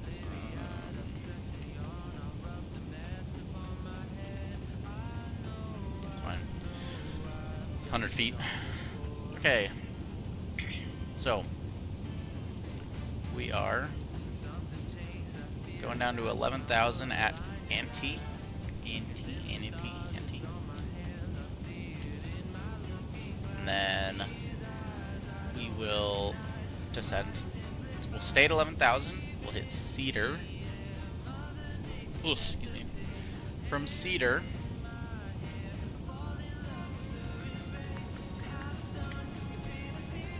which should be Cedar and then FFU. Yep, Cedar and then FFU. So Cedar, we're gonna be at 11 at Fairfield. We're gonna be at 10 at Fairfield, and we're gonna stay at 10 to Pewter. Just show you guys here really quick. So Fairfield and then Pewter, and then we'll go do this climb, intercept at 6-1. Take them down. We are getting some icing. It's fine. Again, this aircraft should do it automatically. I don't think it does. I'm gonna turn the seatbelt light on now, just because I'll probably forget. And since we're in the clouds, It's where we can get some turbulence.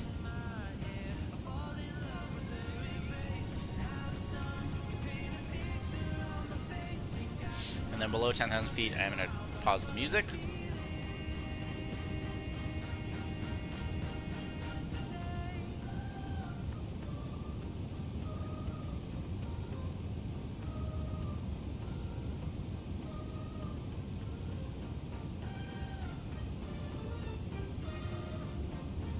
Windshield icing.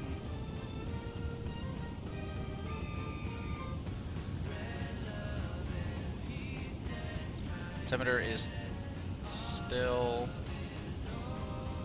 1854 Zulu. I don't think it is anymore. 1954. Do we have new info? ATIS from 5 minutes ago. 3008. There's a plane right there. Or that might be it. There's our windshield here. Down 1. And then our minimums are 44.29. I don't want to do that, so I'm just going to do 200 on RA because that's easier than scrolling in 4,000.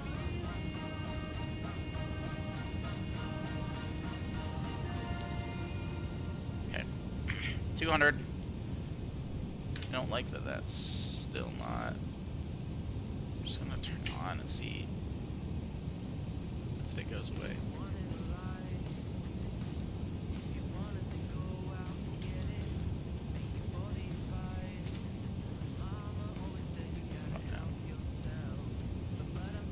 Just look at the manual. I'm sure it tells us. Windshield. I'm pretty sure it's like a dark cockpit. There we go. It's gone. Okay. You can see these planes coming in to land. Some planes in front of us. Basically, we're just going to follow them at 11,000. Then we'll turn this way, come back in.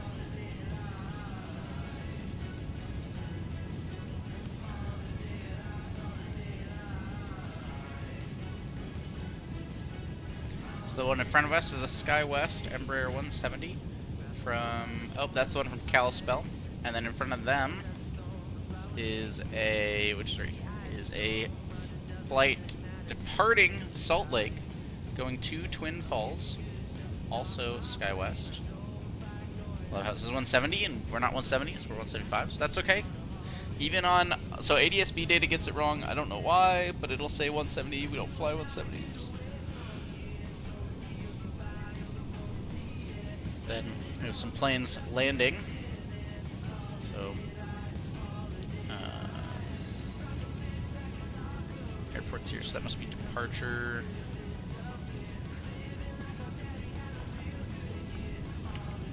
That is a Delta Airbus 220. It's kind of like an Embraer, a little bit like it. And then that guy is a Delta 737. It's coming in. You can see they're coming in on runways. Looks like he's a little high. Is he actually landing? Yes, he is. Or is that? Nope, he's good. It's just, I haven't watched the AI land, but I think they kind of like go over there and then like fall. It might just be how they're modeled. I also need to get, they're, right now I get all my models from, it's interesting, this SkyWest plane is descending down past 11,000. I'm guessing because ATC is telling them to do that. I'm not, they're at like 9,000 feet. I'm not going to just because we don't have ATC. So without ATC, you want to stay on the minimum en route altitude. MEA. There's some hills here, which are hills, mountains, whatever, over here. So That's why these guys are going to get a little lower. That's okay. We are going to be descending to 10,000.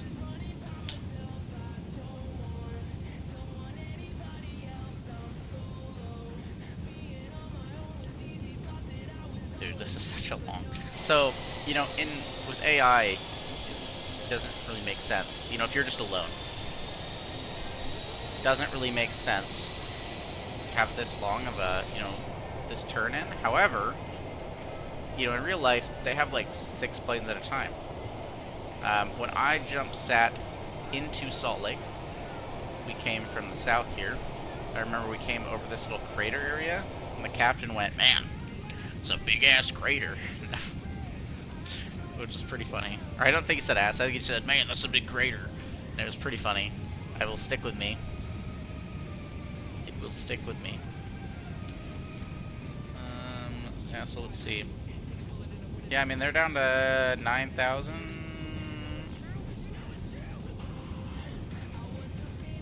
Why don't we follow? Yeah, they're at 89.63. I'm just gonna do what the charts say.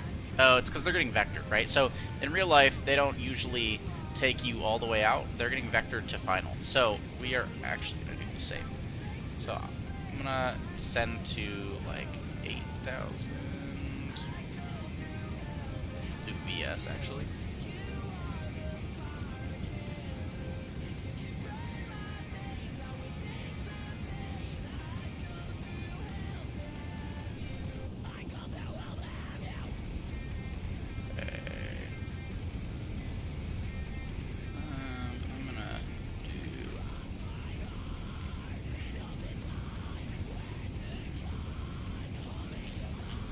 So yeah, in real life, they're not going to fly this whole long thing because they don't need to. ATC is going to be like, okay, turn.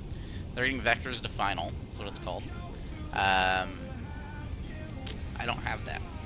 But I should do that more. Okay. We're under 10,000. Landing lights are coming on. Sterile cockpit. I don't know if there's a light that says now we're in a sterile cockpit. That might be, I don't know. I'm not 100% sure. Technically, sterile cockpit for some airlines is 18,000. I think we are as well. Okay. We're just gonna vector ourselves to Pooter. Actually, no. Since we're going to 8,000, we're gonna go Dunlip as well.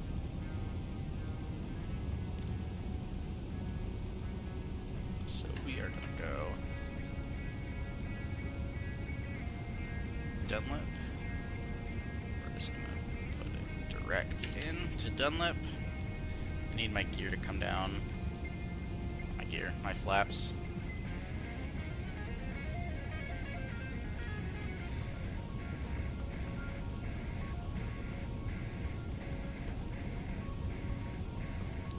Preview the look here.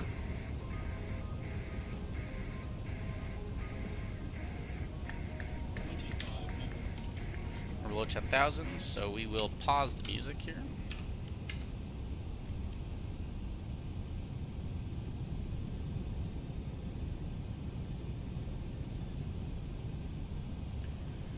Okay, charts. So at done, and then at Filag is at 61. So go to 59, which is fine. Okay, speed brake is coming. Flaps 2.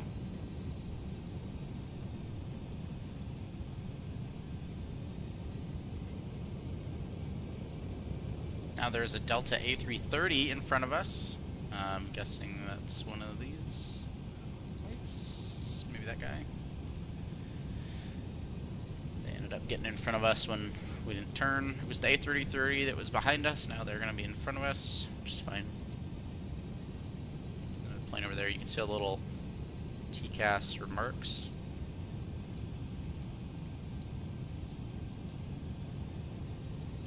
Okay, I hate that it does this. This is one reason I don't love this plane. It started taking us back. Whenever you do directs, it randomly just decides not to delete cedar, delete FFU. Okay. See if I just go Dunlip, put it there. Yeah, it doesn't. It's awkward. It doesn't like it. Doesn't like to work a lot of times. Now it's gonna be hella awkward too, because it's gonna like try and get on this localizer. So I don't love this plane, because it does fucking weird shit.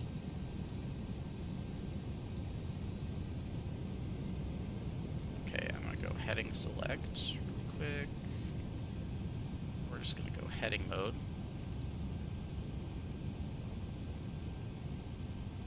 Ooh, why are we... Okay, we're gonna go manual.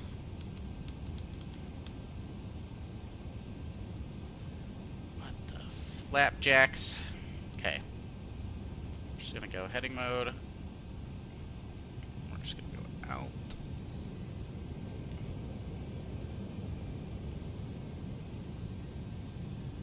Yeah, see? Okay. TCS is on. Yeah, okay. Nope. Not alt select, just alt. Fucking hell, dude. This plane is a fucking travesty. Okay. Just gonna stay. Don't descend. Just stay on the localizer, please. Yeah, dude, it's rough flying this thing. Like, in real life, this isn't obviously how it works, but like, in the sim, it just randomly, like, I told you to go in alt mode and it just started descending down. Okay. You need to be a little lower. It's fine. I'm gonna do V speed. We're gonna go down. 400. We'll do 500. We can go gear down, because we're at below it. We'll go flaps, even though this flaps probably isn't gonna work. We will go to approach speed, which is 140.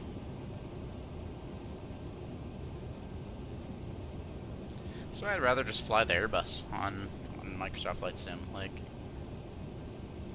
Okay, and it doesn't want to put the flaps in, so we're just gonna manually drag it to flaps 5.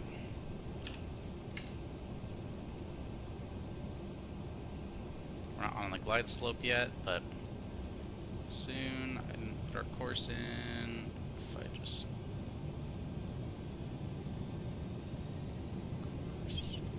course is gonna be 344. There we go.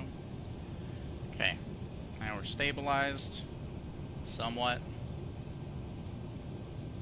Lights are good. Flaps 5, landing gear down 3 green. Auto brake is on low. Missed approach altitude is 8,100.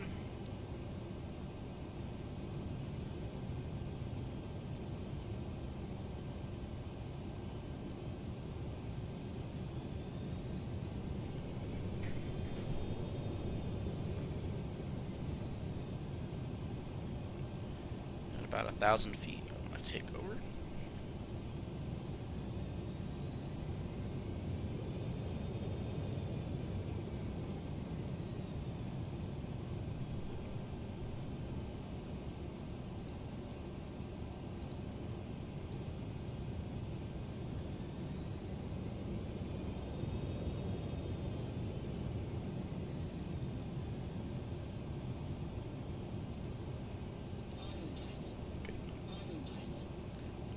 Pilot's coming off.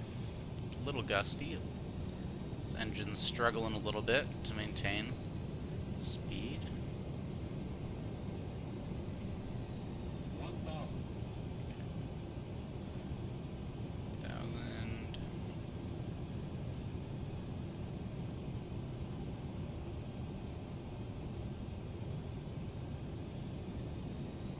Happy is 2 white, 2 red. Forgot to turn on my recording, that's fine. Or I'll do it really quick. Record. Okay. Record really quick here.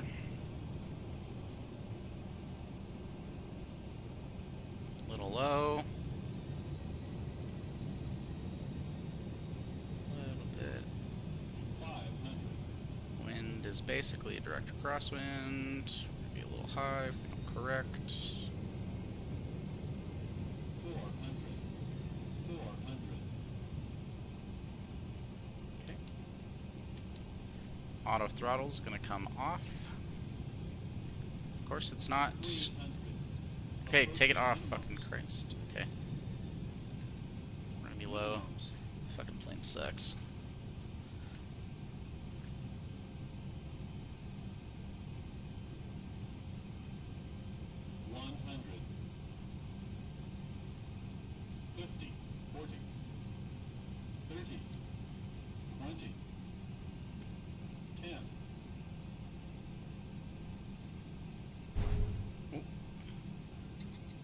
Okay.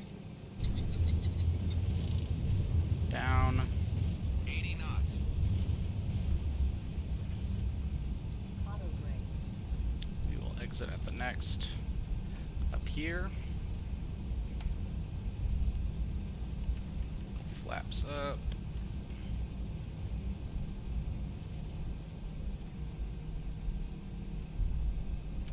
Cool. 148's not bad, not bad, not bad. Ooh. FPS hit here while it spawns in all those planes. Taxi lights, landing and nav are off. Okay, I'm going to... We're gonna taxi across here.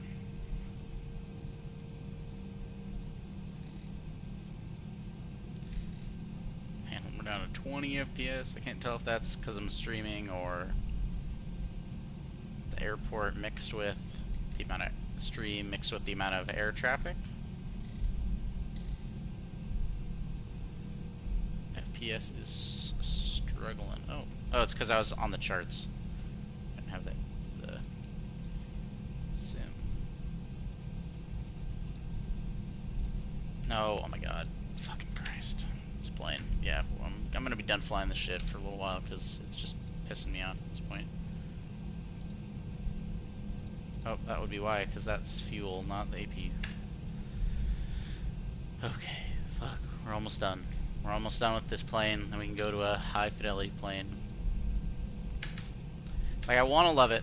Love the 175. I want to love this plane. I want it to be good. It just constantly has issues, it's buggy, it's awkward.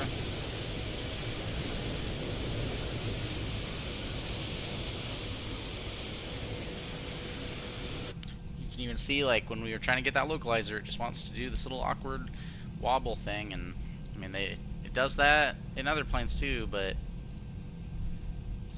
it's just awkward. Okay, that can come off.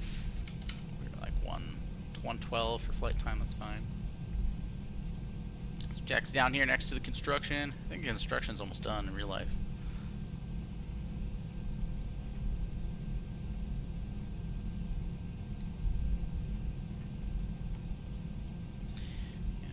They don't have it labeled, but this hangar right here that's behind the construction is the SkyWest hangar. This scenery doesn't have it, but that is the SkyWest hangar.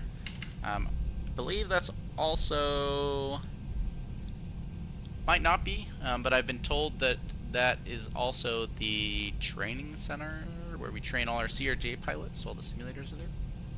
Not 100% sure on that, but that's what I have been told. Okay, we got some planes landing. Let's see while we taxi. That's a Piper Cherokee that just landed. Or no, what is that? I was way too zoomed out. So that was a Bombardier CRJ 700. We got a SkyWest E175 taking off. CRJ 700 over there. Okay, let's get our taxi charts here really quick so I don't mess up. I can take this. See a plane just fall out of the sky there? Is the ADS-B caught up? Okay. Put a little more power, 'cause we're...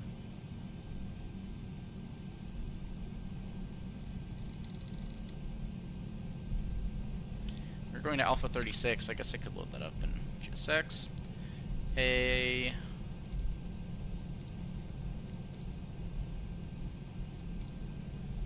A36. No, we don't need follow me. It's going to be Delta. Delta staff.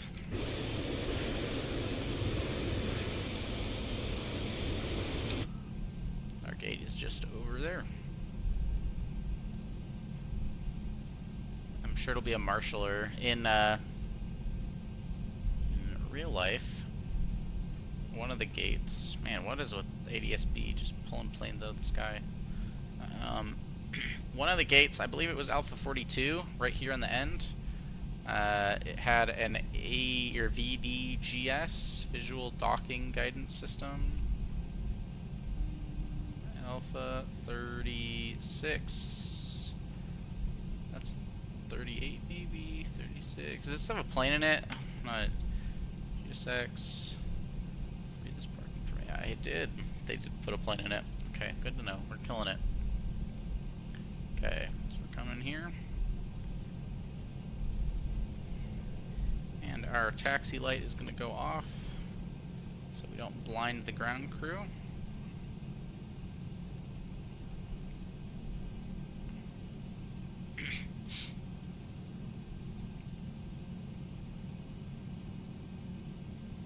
So we slowly turn.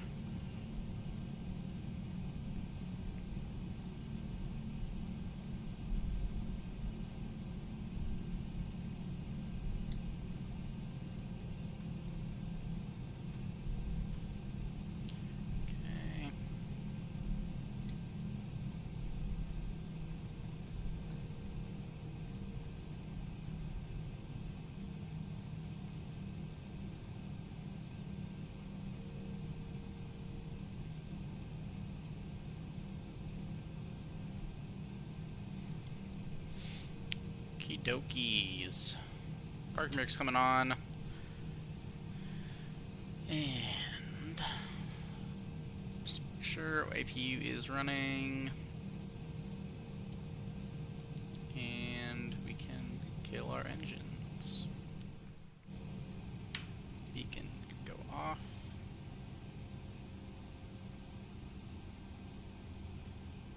And seatbelts off. Sterile is off. Light can go off. Get our jump seater door here.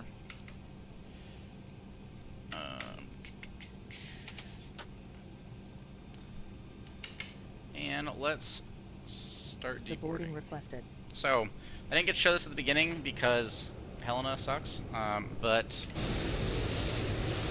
this is what ground handling looks like. It's pretty cool. Go away in a second.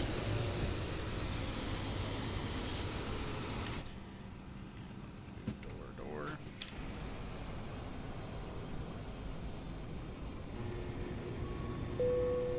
Passengers deboarding starting. So now it'll pull bags out, which I love this. So we have some more planes coming in and landing.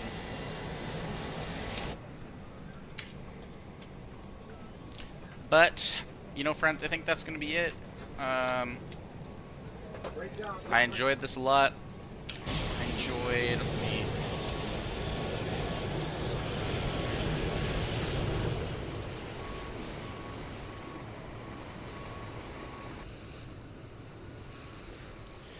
enjoyed this a lot. This is fun. I mean, this plane is a little rough around the edges, but overall, pretty good. You know, we'll see as it improves, as they put updates out for it.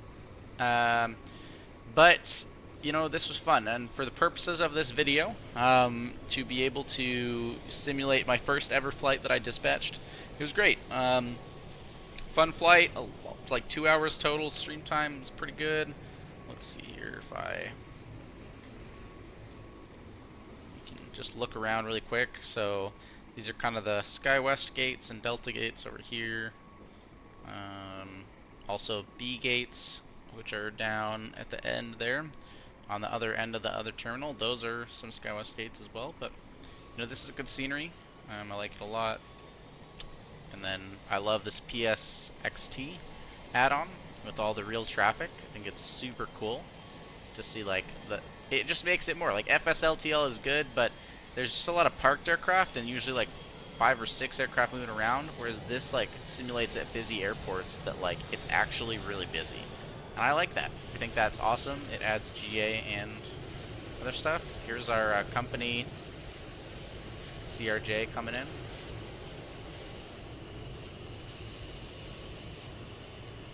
CRJ 700, that kind of looks like a 550. Well, 550 and 700 are the same. I mean, I was going to say it kind of looks like a 200, but it's definitely a 7. 200 is so much smaller, which is crazy.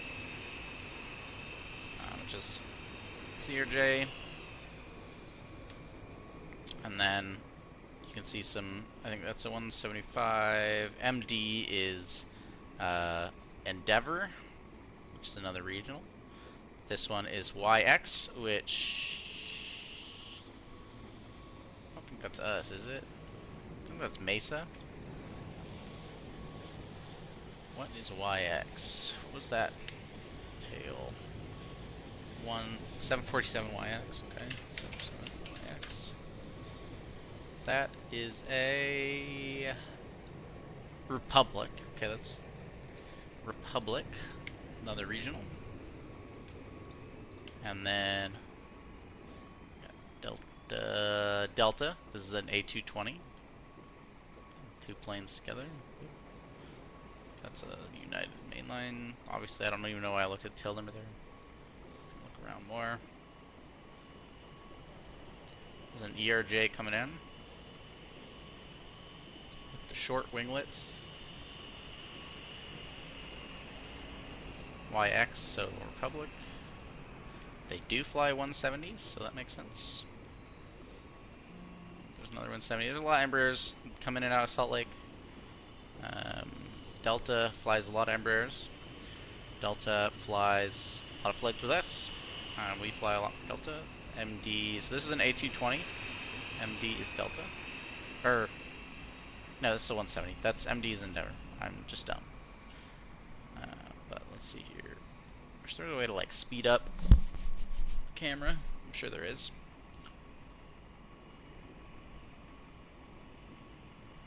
This is a 170 MD, so it's Endeavor.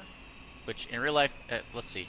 It's probably not Endeavor because I think Endeavor doesn't fly a lot through there. But let's see.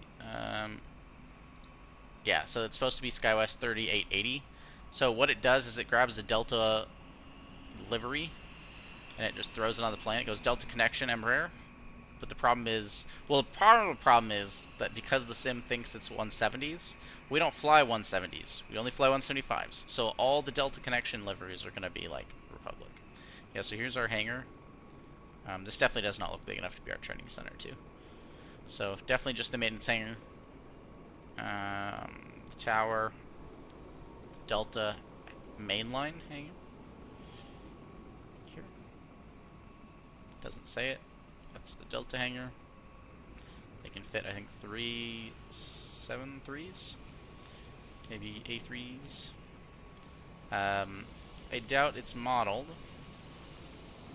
So it looks like pretty much everything going around right now is that. But over here, in the A gates, I think it's like one of the first or second gates. Yeah, it's not here. It's probably not going right now, but A something. We'll see the number when we go over.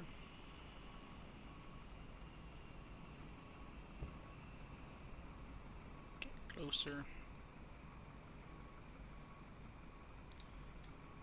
It's like A25 might be where the Southwest isn't, even 23 is an A330 that goes to Paris, to Charles de Gaulle. Charles de Gaulle. It's like Charles Leclerc. Okay, if we go through, you come up, enter little, this is where like the Ubers pick up and drop off. So you come up here through the escalator, or you go through these doors, you know, through the escalator and the stairs, this little bridge, and it's like, boom. You have baggage claim. I think that's baggage claim, or supposed to be. But then you come over here through security. I've only been through security once in Salt Lake, but you know it's obviously not modeled. But, you know, come through security, then kind of go back out. The exit door is right there, and then there's some like restaurants in here. And then you can look out. There's some ton of restaurants right here, but you look out. Then you can go down this long ass walk. Obviously, we are in the sim over here. Again, long ass walk. That's not us. A30. A34. So there we are, I think, right? Nope, the 34. Here we are. That's us. What if I turn my navs off? Okay, we're in drone mode, so it won't do it. But so you can see there's 36. Then I think that was actually where we were, where I landed, because right over here is like a restaurant that I went to. Or, well, not not that flight, but another flight I did. We did A30. We were like all the way down there. It was in a CRJ. Then I had to walk all the way over here through the main terminal, all the way through the B gates,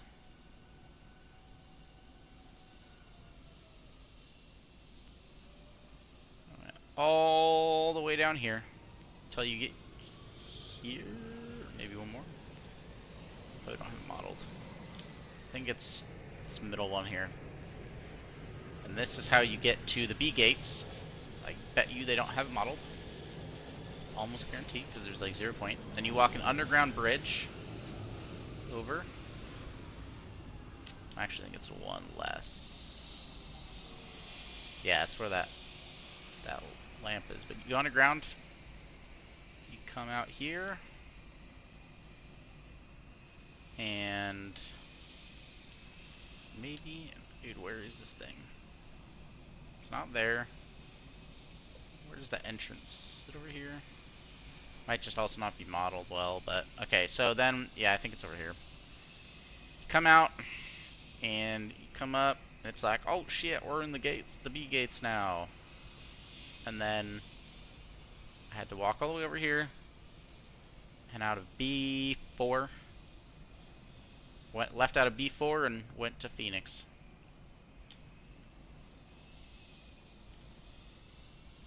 When I jump seated, but okay, so that's it. I'm not gonna do another flight, but thank you guys so much. Let me see if, yeah, so let's go show some love to Mr. Wrong Side Simulations. He's streaming right now. He's doing his takeoff. He's flying the Boeing today, going from Seattle to Vegas. So I'll throw that in the chat here. And then that's going to be it from me, friends. Thank you so much for watching. Guess I'll turn this music on.